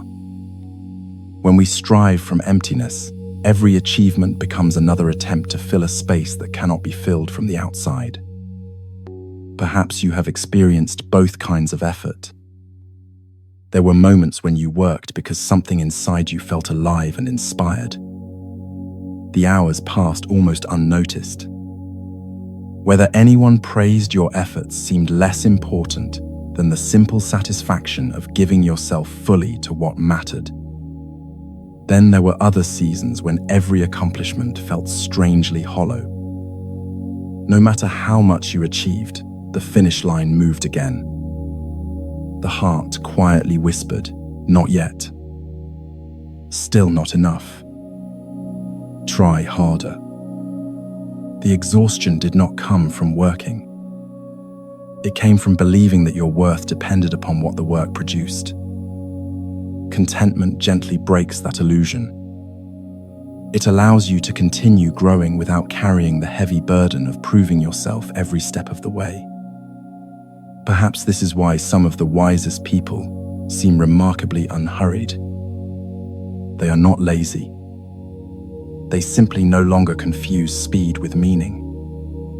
They understand that life is not measured only by what is accumulated, but also by what is deeply experienced. A quiet life can easily appear unremarkable when viewed from the outside. It may contain no public recognition, no extraordinary achievements, no constant excitement. Yet hidden within ordinary days are countless moments that never ask to become famous before becoming beautiful. A grandmother watering flowers before sunrise. An elderly man reading beside an open window while rain falls outside. A teacher patiently encouraging a struggling student. A couple sharing tea without needing many words. A child laughing at birds gathering crumbs in a city park. None of these moments would likely appear in history books. Yet they carry the kind of peace many successful people quietly spend their entire lives searching for. Modern life often celebrates noise. It rewards constant activity, endless comparison, and the feeling that something bigger must always be waiting just beyond the present moment. Social media offers an endless parade of extraordinary experiences, making ordinary life seem almost invisible by comparison. Without noticing, we begin believing that happiness must also be extraordinary. But peace rarely arrives with fireworks. It usually enters quietly. It sits beside us during simple meals. It walks beside us on familiar streets. It waits patiently while we rush past it, searching for something more impressive. The Buddha never suggested that an extraordinary life was necessary for awakening. Instead, he repeatedly pointed people back toward the present moment, where life has always been unfolding. Every breath, every step, every ordinary interaction carries the possibility of awareness. The extraordinary often hides inside what has become too familiar to notice. Perhaps the life you have been calling ordinary has been quietly waiting for your full attention all along. Perhaps enough has been sitting beside you while your eyes remained fixed upon what seemed just beyond reach. Think about the people who have brought the deepest sense of peace into your life. Were they always the richest, the most successful, the most admired, or were they often the ones who knew how to be fully present, the ones who listened without rushing, who smiled without pretending, who made simple moments feel complete simply because they were completely there? Peace has a remarkable way of drawing us toward presence rather than achievement. This does not mean abandoning dreams.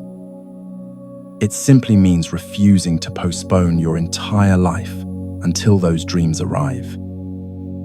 There is something deeply hopeful about realizing that peace may already be much closer than you think. Not because every problem has disappeared, but because peace was never hiding inside perfect circumstances. It has always been available in the space between one anxious thought and the next, in one slow breath taken without hurry, in one grateful glance toward the life already unfolding around you. If you have spent years believing that happiness belongs somewhere else, this realization may feel unfamiliar. You may still catch yourself thinking, "I'll finally relax after this project. I'll enjoy life when things settle down. I'll appreciate what I have once I accomplish one more goal." Yet notice how gently those promises keep moving into the future. Peace patiently remains where it has always been. Here, in this breath, in this evening, in this ordinary moment that asks nothing from you except your willingness to notice it. As your attention settles, allow yourself to feel the quiet support beneath you. Notice the simple rhythm of breathing that has continued faithfully since the beginning of your life without ever asking for recognition. Feel the weight of your body being held by the chair, the bed, or the floor beneath you. Nothing is demanding your performance right now. Nothing is asking you to become more successful before you deserve this moment of rest. If your mind begins searching for what is still unfinished, gently thank it for trying to protect you. Then invite it to look, just for a little while, toward what is already complete. This breath is complete. This moment is complete. The kindness you offered today is complete. The effort you gave today is complete. Whatever remains unfinished can wait for another sunrise. There will always be more work to do, more questions to answer, more dreams to pursue. Life itself will continue unfolding. But for these few quiet moments, you do not have to chase what comes next. You are allowed to sit beside enough. Enough breathing. Enough striving. Enough proving. Enough becoming. Not because your journey has ended, but because every meaningful journey needs places where the traveler can quietly rest before taking another step. Perhaps that is one of the greatest gifts hidden within the wisdom of enough. It does not ask you to stop growing. It simply reminds you that your growth has never depended upon believing you are lacking. And as your eyes grow heavier and your breathing becomes slower, allow that quiet understanding to settle gently within you. There is nothing missing from this moment that must be found before peace can begin. For now, let yourself rest beside enough. Let tomorrow carry tomorrow. Let tonight simply be tonight. And allow your heart, perhaps for the first time in a long while, to discover how peaceful an ordinary moment can truly be when nothing else is needed.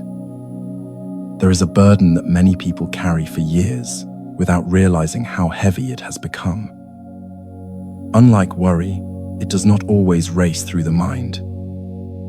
Unlike fear, it does not always make itself known. It settles quietly, becoming part of the way we see the world. It hides inside old memories, unfinished conversations, broken trust, and words that can never be taken back. Sometimes it wears the face of another person. Sometimes, far more painfully, it wears our own. Forgiveness is one of the most misunderstood words in human life. Many people hear it and immediately think it means pretending nothing happened. Others believe it means excusing hurtful behavior or allowing someone to escape responsibility. Some fear that forgiving would somehow erase justice or betray their own pain. Because of these beliefs, forgiveness often feels impossible before it has even begun. Yet the Buddha pointed towards something much quieter than that. Forgiveness is not first about the person who hurt you. It is about the person who continues carrying the hurt. There is an old saying that resentment is like holding a burning coal while waiting for someone else to be burned by it. Long before it reaches another person, it has already scorched the hand that refuses to let go. The one who suffers most is often not the person who caused the wound years ago, but the one who keeps reopening it in memory every day. This does not mean your pain was small. It does not mean what happened was acceptable. It simply means that your life is too precious to remain imprisoned by yesterday forever. The Buddha often reminded his followers that clinging creates suffering.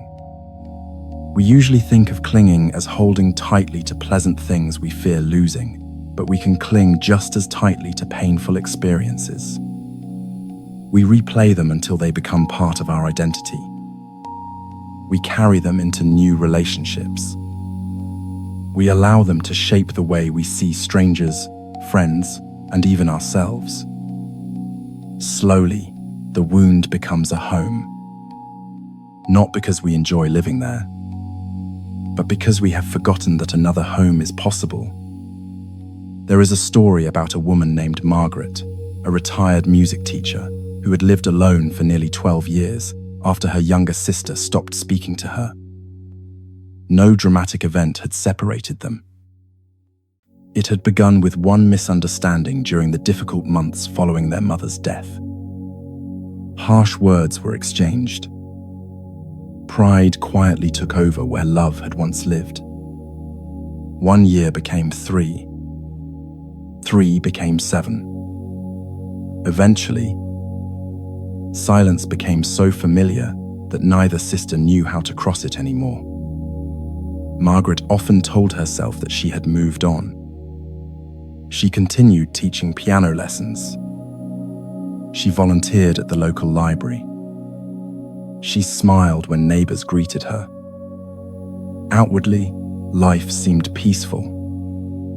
But every time someone mentioned family gatherings or sibling relationships, a quiet ache surfaced before she could stop it. She would quickly change the subject and convince herself that the past no longer mattered. One rainy afternoon, she attended a mindfulness retreat led by an elderly Buddhist teacher named Brother Ananda. During one of the sessions, he invited everyone to close their eyes and notice if there was anyone they were still carrying inside their hearts. Not someone they loved, not someone they missed, someone they had never truly released. Margaret expected no one to appear. Instead, within moments, she saw her sister exactly as she had looked 12 years earlier, standing at the front door with tears in her eyes after their final argument. The memory felt so vivid that Margaret opened her eyes in surprise. After the meditation ended, she approached Brother Ananda. "I thought I had already let it go," she said quietly. The old monk smiled with remarkable gentleness. "No," he answered. "You simply learned how to carry it." Those words stayed with her for weeks. She realized that forgetting and forgiving were not the same thing. Forgetting tries to push the memory away. Forgiveness allows the memory to remain without allowing it to continue poisoning the present. Several months later, Margaret sat at her kitchen table holding a blank sheet of paper. She began writing a letter to her sister. At first, the words came slowly. She wrote about the misunderstanding. She wrote about the years that had passed. She wrote about the birthdays they had missed and the phone calls that had never happened. Then she stopped. After a long silence, she wrote one simple sentence. "I no longer want yesterday to decide who I become tomorrow." She folded the letter. For nearly an hour, she simply held it in her hands. Whether she would send it or not no longer felt like the most important question. Something far more significant had already happened. The tightness she had carried inside her chest for so many years had softened, if only slightly. For the first time in over a decade, she had chosen healing over being right. Perhaps forgiveness often begins in exactly that quiet place. Not with certainty, not with perfect readiness, but with a small willingness to stop carrying what has already been carried for too long. If you wish, perhaps you can explore that possibility now. There is no need to force anything. There is no need to forgive before your heart is ready. Simply allow your breathing to become calm. Notice the gentle rhythm of each inhale, the slow release of each exhale. Then let someone come to mind. Not necessarily the person who hurt you most, only the one your heart is ready to meet tonight. Perhaps it is someone who disappointed you. Perhaps someone who misunderstood you. Perhaps someone who never apologized. Or perhaps, most unexpectedly, the face that appears is your own. Notice whatever arises without judgment. There is nothing to fix, nothing to decide. Only notice. Then, very quietly, imagine placing that person a short distance away from you. You are not inviting them back into your life. You are not declaring that everything they did was acceptable. You are simply choosing, for this one moment, not to continue holding them with clenched fists inside your heart. If words come naturally, you might silently whisper, "I no longer wish to carry this alone." Or, "May we both be free from the suffering that created this pain." Perhaps that sentence feels too difficult. If so, choose an even smaller one. I am willing to begin. Sometimes healing begins not with forgiveness itself, but with the willingness to consider that forgiveness might one day become possible. Modern psychology has quietly arrived at a similar understanding. Research on emotional recovery suggests that when people gradually release chronic resentment, not by denying what happened, but by changing their relationship to it, the nervous system often becomes less burdened by ongoing stress.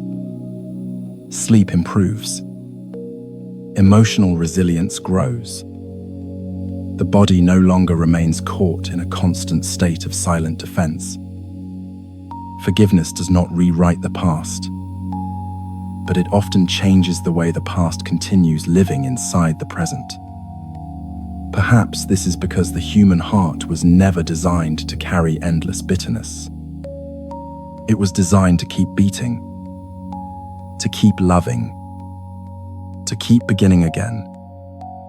And somewhere beneath every old wound, beneath every unanswered question, and every unfinished conversation, there remains a quiet possibility that asks not whether yesterday can be changed, but whether tomorrow must continue carrying its weight. Perhaps the greatest obstacle to forgiveness is not the pain itself, but the story we quietly tell ourselves about what forgiveness means. We imagine that if we forgive, we are saying the wound did not matter. We fear that forgiveness somehow erases responsibility, weakens justice, or invites the same hurt to happen again. Because of these fears, many hearts remain closed long after the original injury has passed. Yet forgiveness has never asked us to deny reality. It asks us to stop allowing reality from yesterday to govern every moment of today.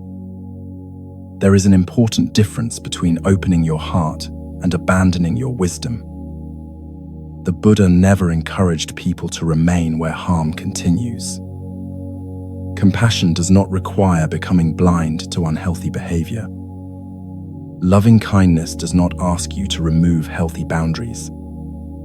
Sometimes, the most compassionate response is to walk away from what repeatedly causes suffering. Sometimes, wisdom says no, while the heart remains free from hatred. You can forgive someone and still choose not to return to the same relationship. You can release resentment while continuing to protect your own well-being. You can wish another person freedom from ignorance without placing yourself back into the circumstances that once caused you pain. Forgiveness is not permission. It is liberation. Not primarily for the other person. For you, imagine carrying a heavy chain across your shoulders for many years. At first, you barely notice its weight because you have become accustomed to it. Eventually, you begin believing it is simply part of who you are. You walk more slowly. You breathe more heavily. Every new journey feels harder than it should, yet you never question the chain itself. You only wonder why life feels so exhausting. Then one quiet day, someone gently asks, "What if you were allowed to put it down?" The chain does not disappear because the past has changed. It disappears because you finally realize it was never meant to become your permanent companion. Resentment often works in exactly this way. We become so familiar with carrying it that we forget what life felt like before it settled inside us. We begin interpreting every new relationship through old disappointments. We expect betrayal because betrayal once happened. We hesitate to trust because trust was once broken. Without realizing it, people who have never harmed us begin paying the price for wounds created by someone else.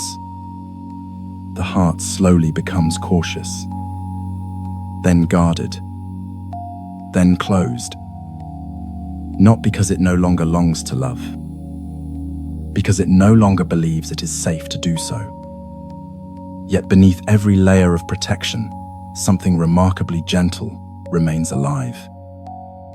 It is the part of you that still hopes for peace, even after disappointment. The part that still believes kindness matters, even after encountering cruelty. The part that has not completely forgotten how light life once felt, before every painful memory became something to carry. Freedom begins in that quiet place. Not all at once. Not through one dramatic decision, but through hundreds of small moments in which you choose not to feed old resentment one more day. Each time you refuse to replay the same painful conversation, you loosen one link of the chain. Each time you bless yourself, instead of condemning yourself, another link falls away. Each time you remember that another person's actions do not define your worth, your heart becomes a little lighter. Freedom rarely arrives with loud announcements. It often enters silently, almost unnoticed, until one day you realize that the memory still exists but no longer controls your breathing. You remember without reliving. You acknowledge without reopening the wound. You recognize what happened without allowing it to become your identity. Perhaps this is one of the greatest miracles forgiveness quietly offers. It gives your future back to you. There is another truth worth remembering. Your heart was never designed to become a prison. It was created to remain alive, responsive, and open to the endless unfolding of life. When we imprison another person inside our resentment, we often discover that we have locked ourselves into the same cell. We stand guard over old injuries, believing we are protecting ourselves, while the seasons continue changing outside. Meanwhile, life patiently waits. New friendships wait. Unexpected joy waits. Quiet mornings, filled with peace, wait. Simple laughter waits. Not because life has forgotten your suffering, but because life never stopped inviting you forward. Perhaps the person you most need to free tonight is not someone else at all. Perhaps it is the version of yourself who has carried this burden with incredible courage for far too long. The one who kept surviving. The one who kept hoping. The one who did not know there might be another way. If you gently place your attention upon your breathing now, notice how each breath already understands something about forgiveness. The inhale receives. The exhale releases. Neither tries to hold forever. If the lungs refuse to let go of yesterday's breath, no new breath could ever arrive. Nature quietly practices letting go every moment. The ocean releases each wave. The trees release each autumn leaf. The sky releases every passing cloud. Life itself continues because it knows how to release what has completed its time. Perhaps your heart deserves the same wisdom. As this quiet reflection draws toward its close, there is no need to promise that you will forgive everything tonight. Healing does not ask for impossible promises. It asks only for honest willingness. Perhaps your willingness today is very small. Perhaps all you can honestly say is, I no longer want this pain to decide the rest of my life. If that is where you are, it is enough. Every journey toward freedom begins with one sincere step. Allow your breathing to become slow and natural once more. Feel the steady rhythm of your heart beneath everything it has survived. Notice that it is still beating, still choosing life, still quietly open to tomorrow. If there is one final gift you might offer yourself before sleep, let it be this. May I no longer carry what my heart was never meant to hold forever. May those who caused harm one day awaken to wisdom. May I continue walking the path of compassion without abandoning wisdom. May my own heart become lighter with every passing season. And as your thoughts gradually grow quieter, imagine placing every unfinished conversation, every old disappointment, every regret, and every silent burden beside a peaceful river. You do not need to throw them away with force. You simply allow the current of time and wisdom to carry what no longer belongs in your hands. Tomorrow will bring its own opportunities to love, to learn, and to begin again. Tonight, your only task is much gentler. Simply allow your heart to remain open enough to believe that freedom is possible. Because beneath every wound, beneath every memory, and beneath every story you have carried for so long, there has always been a part of you that was never broken. Let that quiet place hold you now. Let it breathe for you. And let sleep arrive not as an escape from life, but as a peaceful return to the kindness that has been waiting within you all along. Have you ever noticed how tightly we hold the things we are most afraid of losing? We grip our plans because we fear uncertainty. We cling to relationships because we fear loneliness. We hold tightly to opinions because we fear being wrong. We even hold tightly to versions of ourselves that no longer fit who we are becoming. Somewhere along the way, many of us quietly began believing that holding on is what keeps life safe. Yet life has always whispered another truth. Everything that is alive knows how to open. Flowers open to the morning light. Trees open their branches toward the sky. Birds open their wings before they can fly. The human heart, too, was never meant to remain tightly closed. The Buddha often spoke about attachment, but not because he wanted people to love less. Quite the opposite. He understood that clinging is different from loving. Clinging says, I cannot be whole without this. Love says, I cherish this while it is here. Clinging tries to imprison life so that nothing changes. Love understands that everything changes and chooses to remain grateful anyway. Imagine holding a handful of sand. The tighter your fist becomes, the more sand slips through your fingers. But if your hand remains gently open, the sand rests quietly in your palm. Life often behaves in much the same way.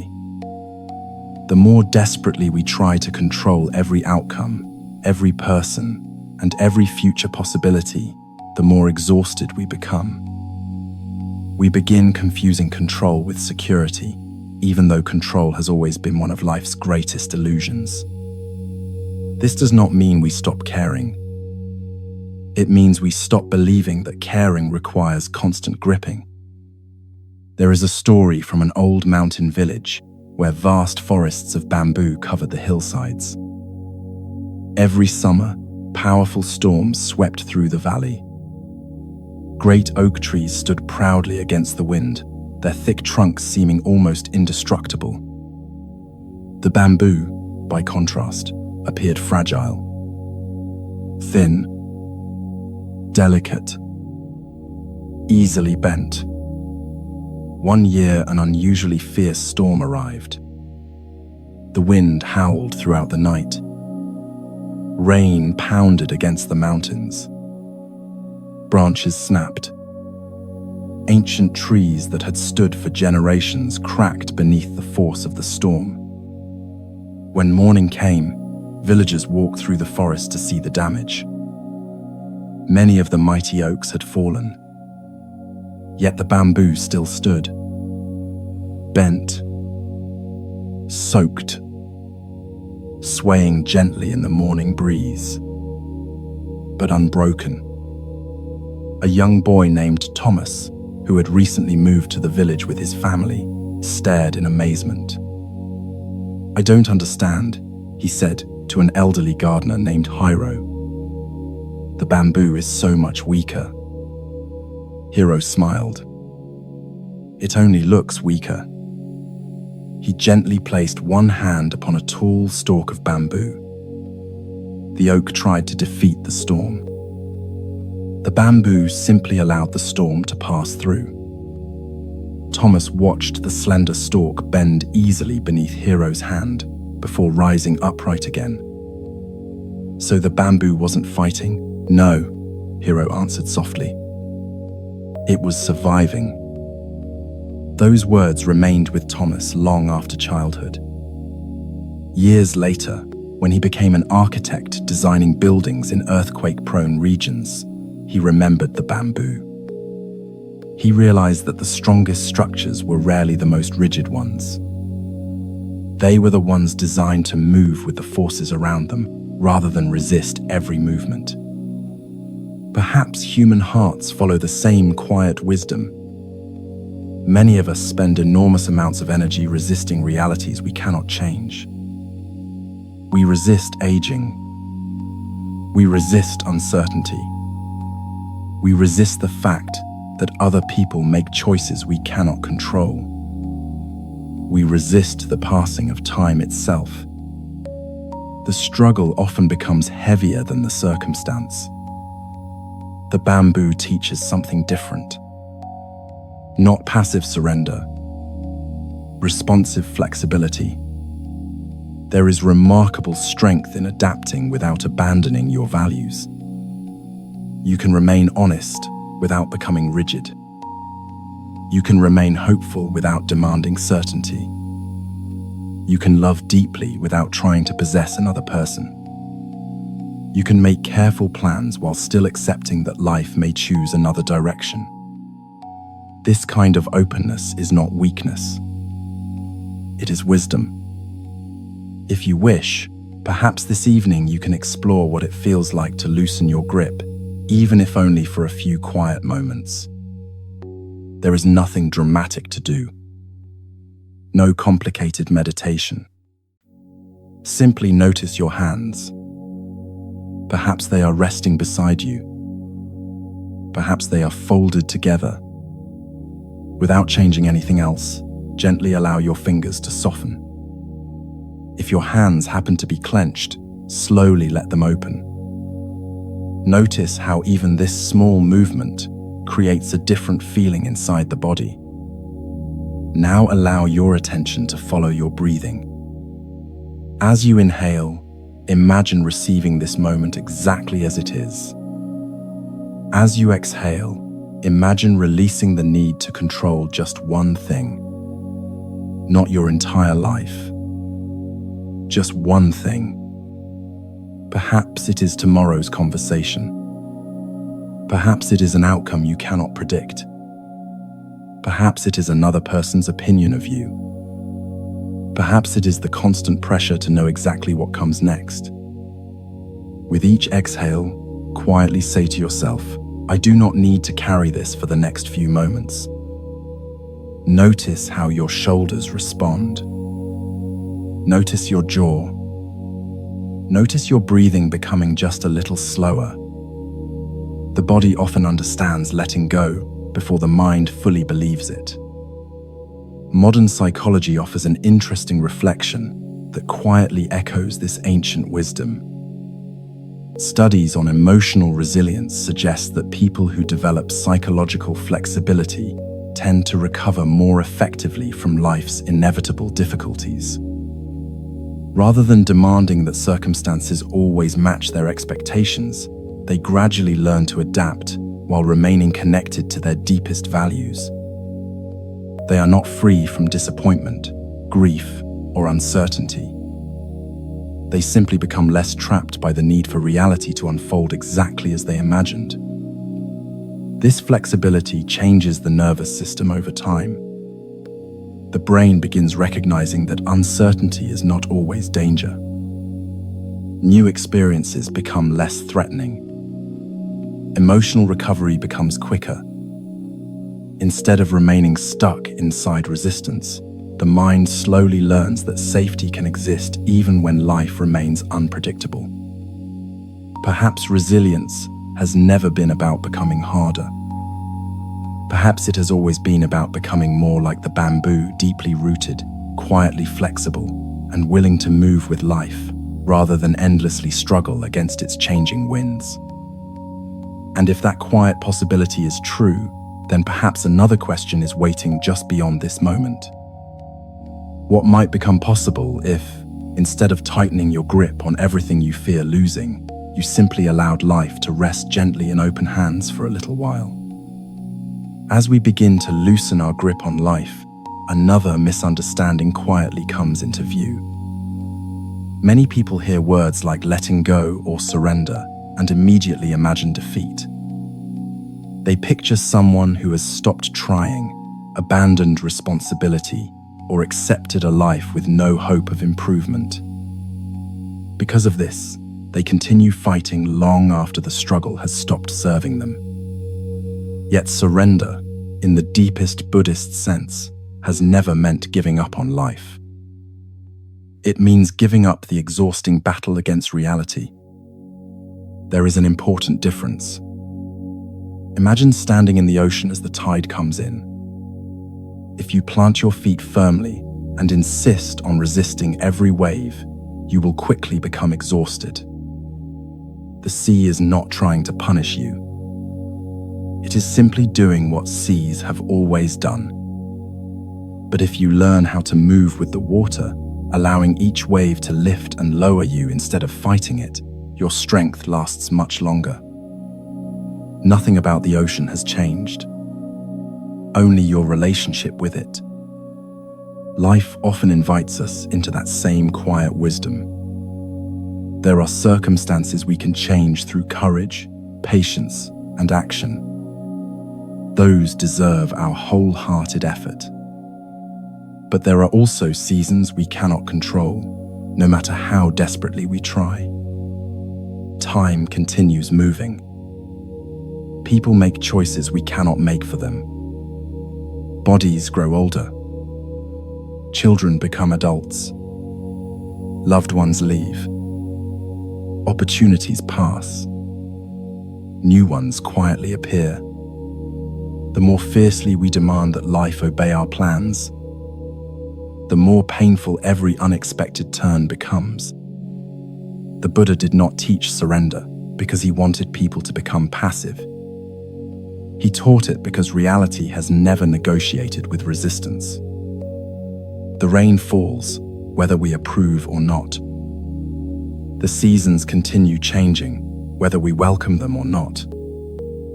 The heart finds its deepest peace, not by controlling the weather of life, but by learning how to walk through every season with wisdom.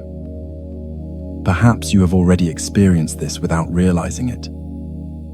Think of one difficult chapter that eventually came to an end. During those days, you may have believed the pain would last forever. Yet little by little, without your forcing it, life kept moving. Morning followed night. One conversation led to another. New people entered your life. Unexpected opportunities appeared. You changed in ways too gradual to notice at the time. Life was quietly carrying you, even when it felt as though you were carrying everything alone. There is something profoundly comforting about remembering that your life has never depended entirely upon your own strength. There were days when you woke up convinced you could not continue, and yet somehow, evening came. There were mornings filled with uncertainty, and yet somehow you found the next step. You met people who encouraged you without realizing it. You received kindness when you expected none. Doors opened that you never knew existed. Looking back now, you may see that not every answer came because you forced it into existence. Some answers arrived because you remained present long enough for life to reveal them. Sometimes we give ourselves responsibilities that no human being was ever meant to carry. We believe we must keep every relationship together. We believe we must protect every future outcome. We believe we must prevent disappointment before it happens. We tell ourselves that if only we think hard enough, prepare carefully enough, or worry long enough, we can somehow guarantee that tomorrow will unfold exactly as we hope. Yet worry has never possessed that kind of power. It has only convinced us that carrying imaginary burdens is the same as preparing for life. The Buddha gently pointed toward another possibility. He invited people to act wisely in the present, while releasing the illusion that everything can be controlled. This is not resignation. It is freedom. It is recognizing that our responsibility ends where reality begins. We can choose our words, but not another person's response. We can offer kindness, but not force love to be returned. We can care for our health, but we cannot stop time from passing. We can prepare for tomorrow without sacrificing today's peace. Imagine a gardener tending a beautiful garden. She waters the flowers, removes weeds, nourishes the soil, and patiently cares for every growing plant. Yet she does not stand beside each flower, demanding that it bloom faster. She cannot command the rain to arrive or the sun to shine. She does everything within her power and then quietly trusts the rhythm of nature to complete what she cannot. That trust is not laziness. It is wisdom. Perhaps our lives deserve to be lived in the same way. We plant good seeds through kindness. We nurture relationships with honesty.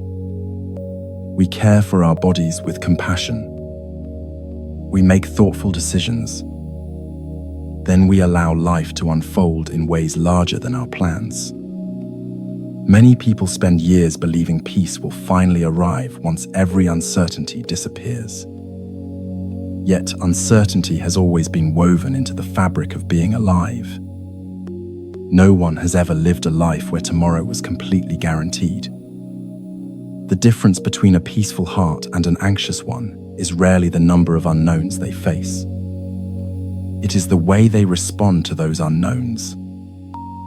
There is another image that may quietly illuminate this truth. Picture yourself standing beside a wide river flowing toward the sea. You could spend hours trying to stop the current with your hands. You could become frustrated because the water refuses to obey your wishes.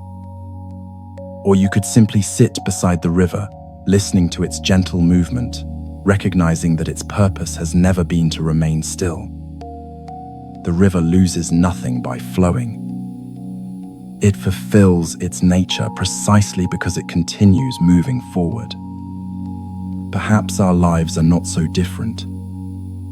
Perhaps we suffer most when we insist that life remain frozen in one moment, one relationship, one season, or one identity.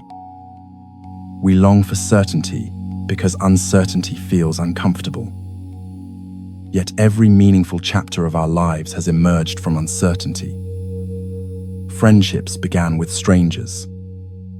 Love began with uncertainty. Wisdom began with questions. Healing began with admitting we did not know how everything would turn out. The more we reflect upon this, the more we begin to understand that peace does not grow because life becomes predictable. Peace grows because the heart gradually stops demanding that it must be. Modern psychology quietly echoes this ancient insight. Researchers who study emotional resilience often describe something called psychological flexibility. People who possess this quality are not free from pain, disappointment, or loss. They simply become more capable of adapting without losing themselves. They do not insist that reality match every expectation before allowing themselves to feel safe. Instead, they learn to remain connected to their deepest values, even while circumstances continue changing around them.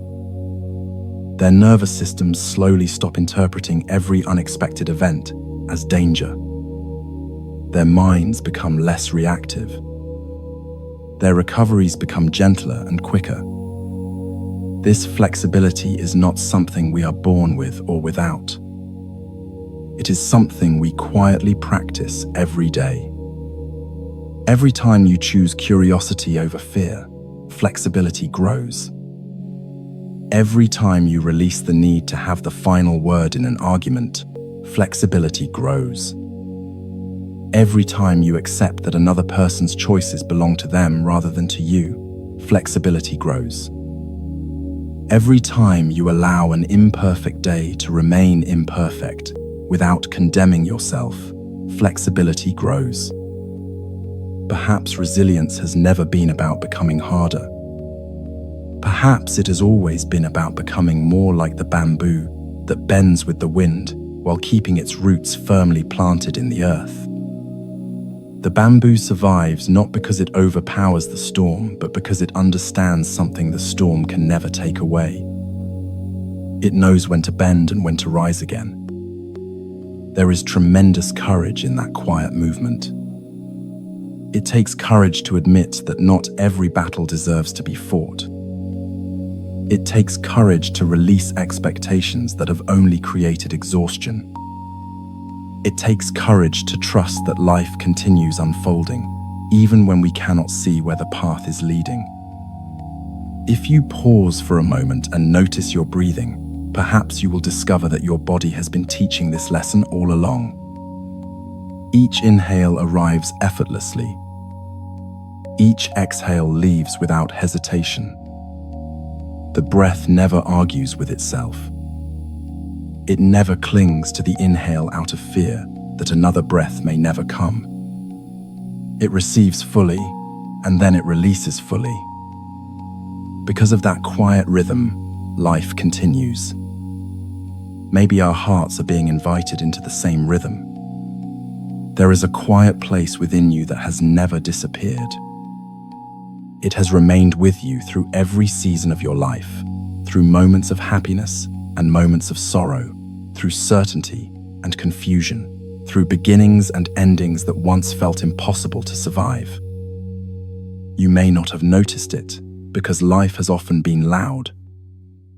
Responsibilities have spoken loudly. Fear has spoken loudly. Regret has spoken loudly. Even hope has sometimes become noisy as it searched endlessly for a future that seemed just out of reach. Yet beneath every thought, beneath every feeling, beneath every story you have ever told yourself about who you are, something has remained astonishingly peaceful. The Buddha often spoke of this quiet mind, not as something that must be created, but as something that has always been present beneath the surface of our restless thinking.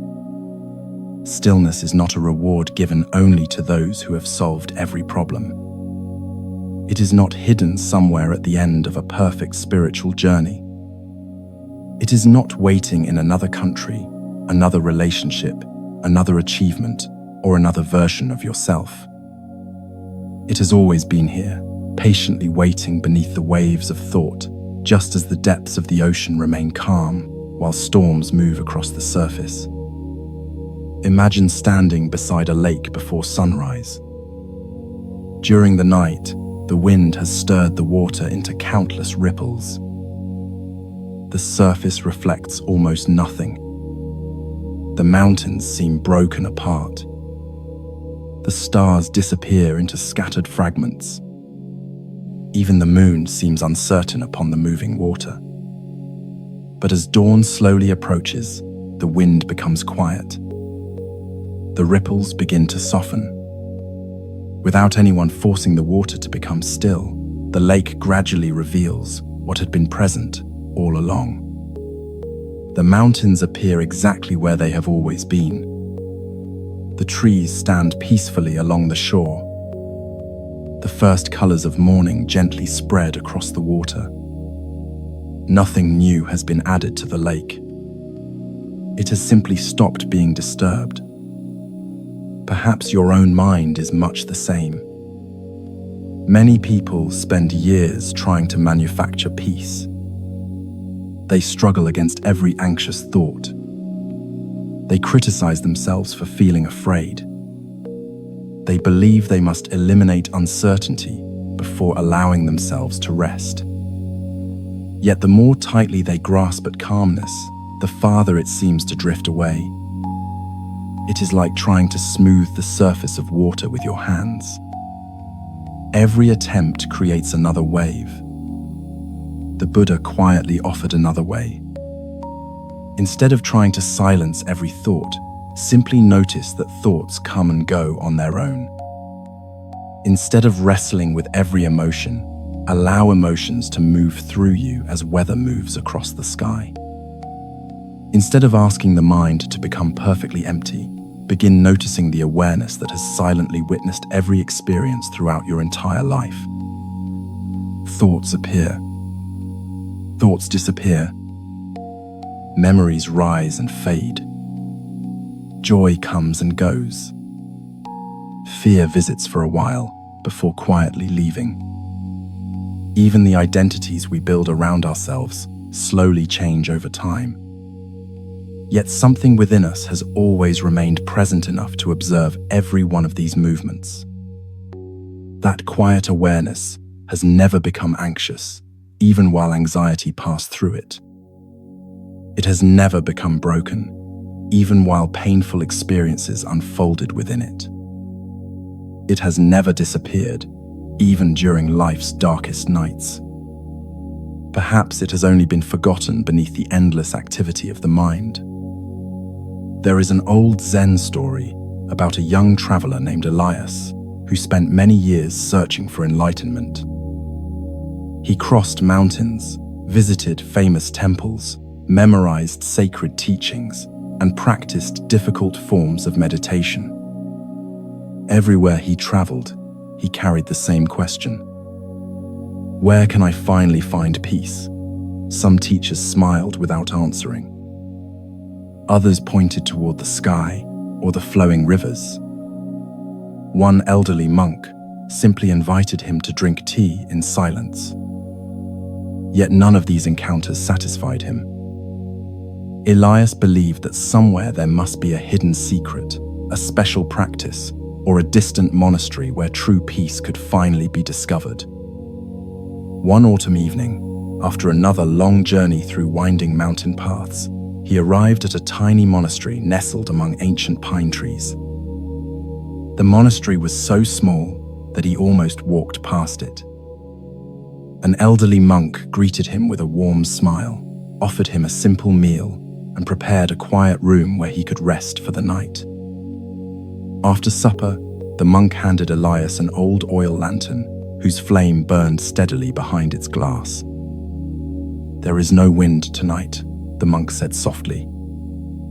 "Take this lantern outside for a while." Elias obeyed without understanding why.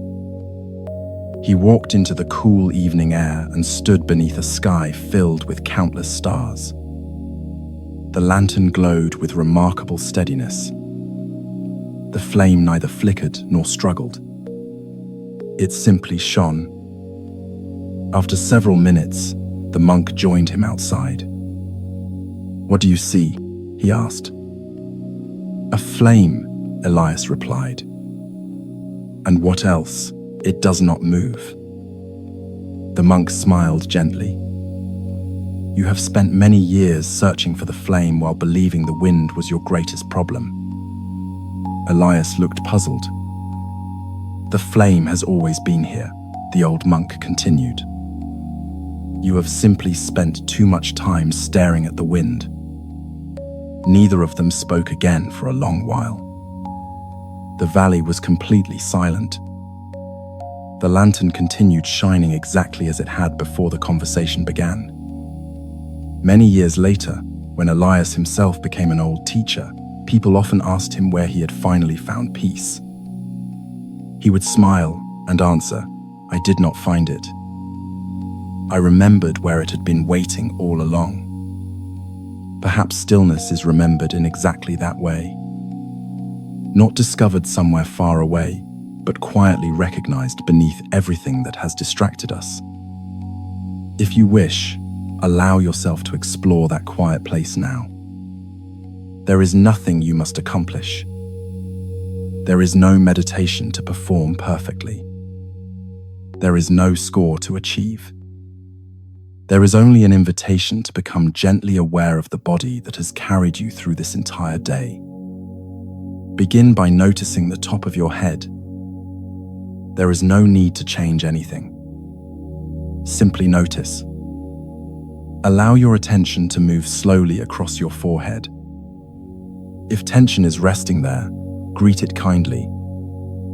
It has probably been working hard for you. Bring your awareness to your eyes. They have spent countless hours looking outward, reading screens, watching the world, searching for answers. For these few moments, allow them to rest inward instead. Notice your cheeks, your jaw. Many people carry silent conversations in the muscles of the face without ever realizing it. Words they wish they had said. Words they wish they had never spoken. Expectations they continue carrying long after the day has ended. Without forcing anything, simply allow those muscles to soften. Notice your neck and shoulders. How faithfully they have carried today's responsibilities. Perhaps they have been lifting invisible burdens far heavier than anything physical. There is no need to drop every burden forever in this moment. Simply allow them to become a little lighter. Feel your arms resting quietly. Notice your hands. They have spent the day holding, working, reaching, typing, cleaning, comforting, creating. For these few moments, they no longer need to hold anything at all. Let them rest exactly where they are. Bring your attention to your breathing. Notice that your breath has been with you since the first moment of your life. It has never demanded applause. It has never asked for recognition. It has simply continued, one breath after another, carrying life through every season you have experienced. Without changing its rhythm, notice the gentle rise of your chest as you inhale. Notice the quiet release as you exhale. Every breath is an expression of trust. The inhale receives. The exhale lets go. Neither one tries to last forever. Because of this gentle balance, life continues effortlessly. Allow your awareness to move into your chest. beneath your ribs, your heart has continued beating through every joyful celebration and every painful goodbye. It has remained faithful even when your mind doubted everything. It has continued serving you while asking for almost nothing in return. Notice your abdomen gently rising and falling. Feel the support beneath your body. Allow your hips, legs, knees, calves, ankles, and feet to grow heavier, not with exhaustion, but with permission. Permission to stop striving for a little while. Permission to stop solving every unfinished question before sleep arrives. Permission to simply be here. You may notice thoughts continuing to appear. That is completely natural. The mind thinks. That is what minds do. There is no need to become frustrated with it. Instead, notice each thought as though it were a cloud slowly crossing a vast evening sky. Some clouds are bright. Others are dark. Some move quickly. Others linger for a while before quietly drifting away. Yet the sky itself never argues with them. It remains spacious enough to welcome every passing cloud without becoming any one of them. Perhaps your awareness is more like the sky than the clouds themselves. Perhaps this is one of the gentlest truths Buddhist wisdom offers us. Peace has never depended on having a perfect life. It has never waited for every problem to disappear, every relationship to heal, every fear to dissolve, or every question to be answered. Yet many of us quietly postpone our own peace. We tell ourselves, when I finally finish this project, then I will relax. When my family is doing well, then I will feel calm. When my health improves, when my finances become secure, when I stop making mistakes, when I become a better person, then perhaps I will deserve a peaceful heart. Without realizing it, we place peace at the end of an endless list of conditions. Each time one condition is fulfilled, another quietly takes its place. The finish line keeps moving farther away. The Buddha never suggested waiting for the world to become perfect before allowing the heart to rest. He understood that life has always been changing. Joy and sorrow continue taking turns. Success and disappointment visit every human life. Health changes.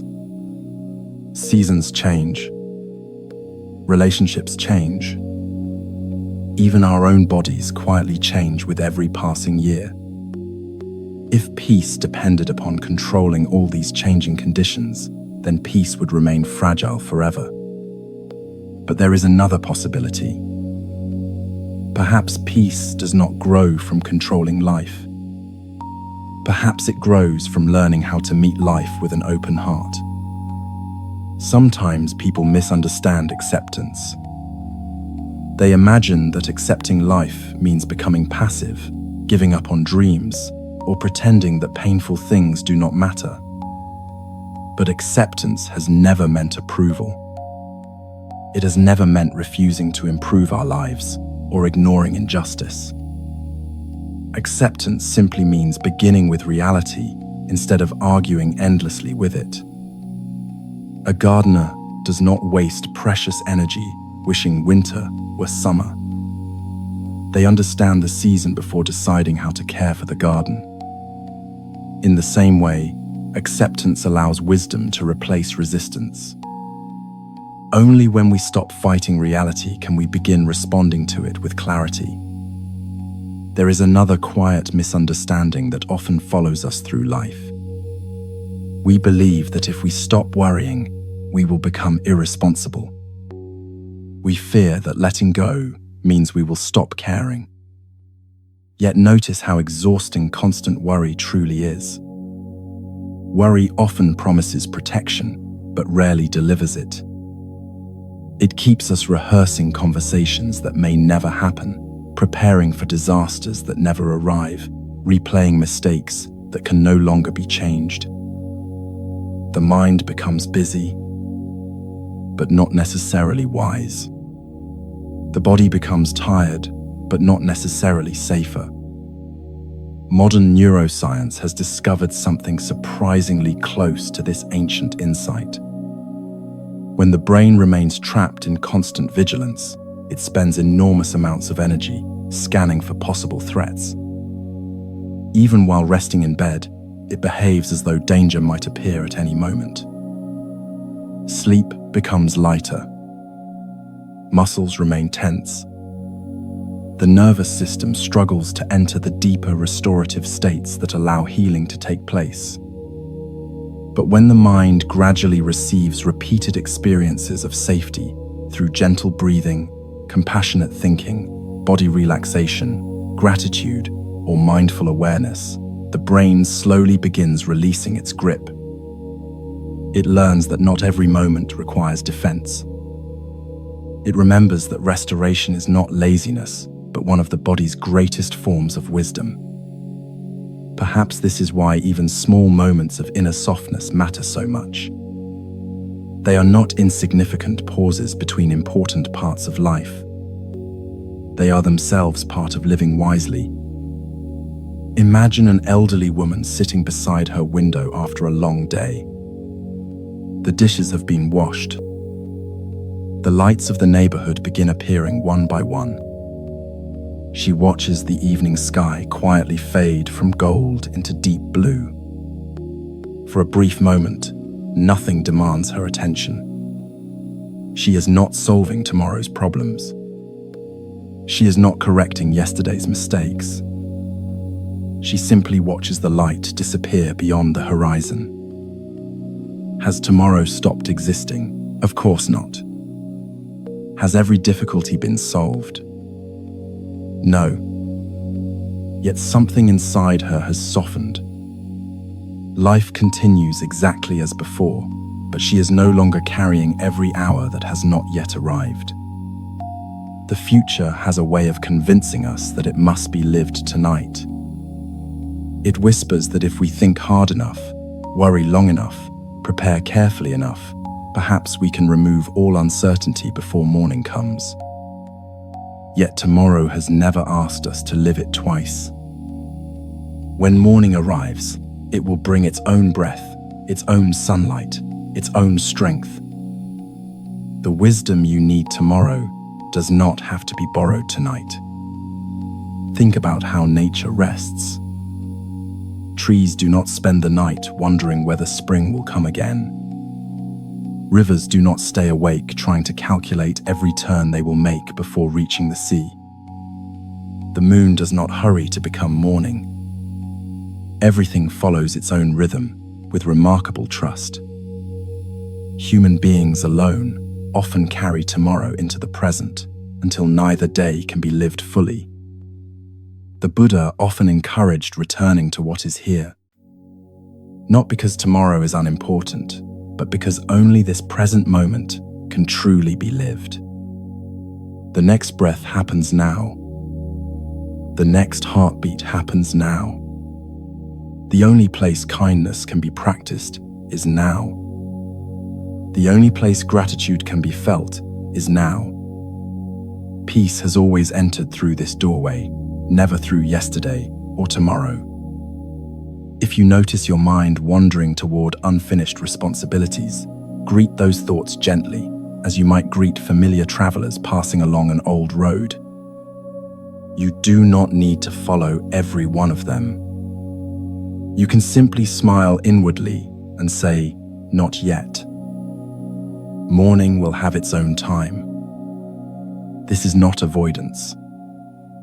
It is trust.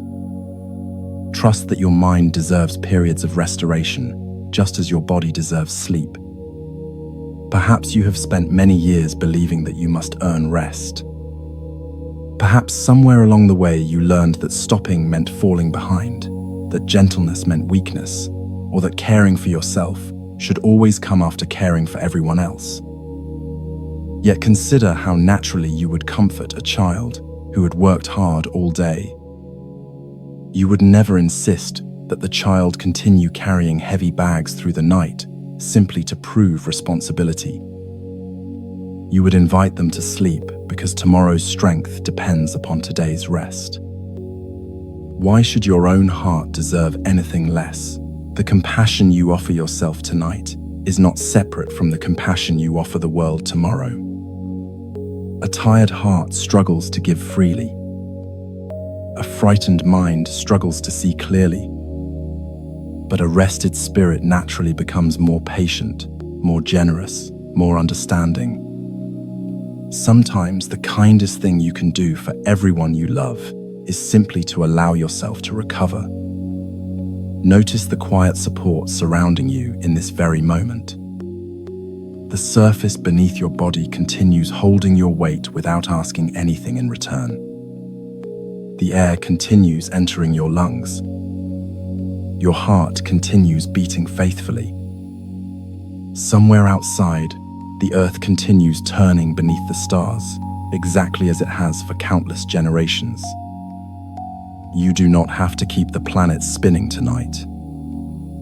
You do not have to hold the sky in place. Life is carrying far more than you have ever realized. And perhaps it is carrying you, too. Allow yourself to trust that for just these few moments, nothing essential depends upon your worrying. Nothing precious depends upon your remaining tense. Nothing beautiful requires you to stay awake, proving your worth. You have loved. You have tried. You have learned. You have stumbled. You have begun again. That is what it means to be human. Now another quiet practice becomes possible. Not the practice of striving, but the practice of releasing. Not the practice of becoming someone new, but of gently returning to the peaceful awareness that has waited beneath every changing season of your life. The thoughts may continue drifting for a while. That is perfectly all right. Let them pass like distant birds crossing a wide evening sky. The body may continue relaxing one breath at a time. That is enough. The heart may continue softening without effort. That is enough too. Somewhere beneath every unfinished conversation, every uncertain tomorrow, every old memory, every hope that has not yet arrived, there remains a silence that has never been wounded by any of them. That silence is not empty. It is quietly alive. It has accompanied you since your first breath and will remain long after today's worries have faded into memory. You do not need to search for it anymore. You only need to stop searching elsewhere. As sleep slowly approaches, there is nothing left to accomplish. Nothing left to prove. Nothing left to carry for this day. Tomorrow will arrive in its own time, bringing new opportunities to learn, to love, to begin again. But tonight belongs to stillness. Tonight belongs to trust. Tonight belongs to the quiet understanding that your deepest peace was never something you had to build from the outside.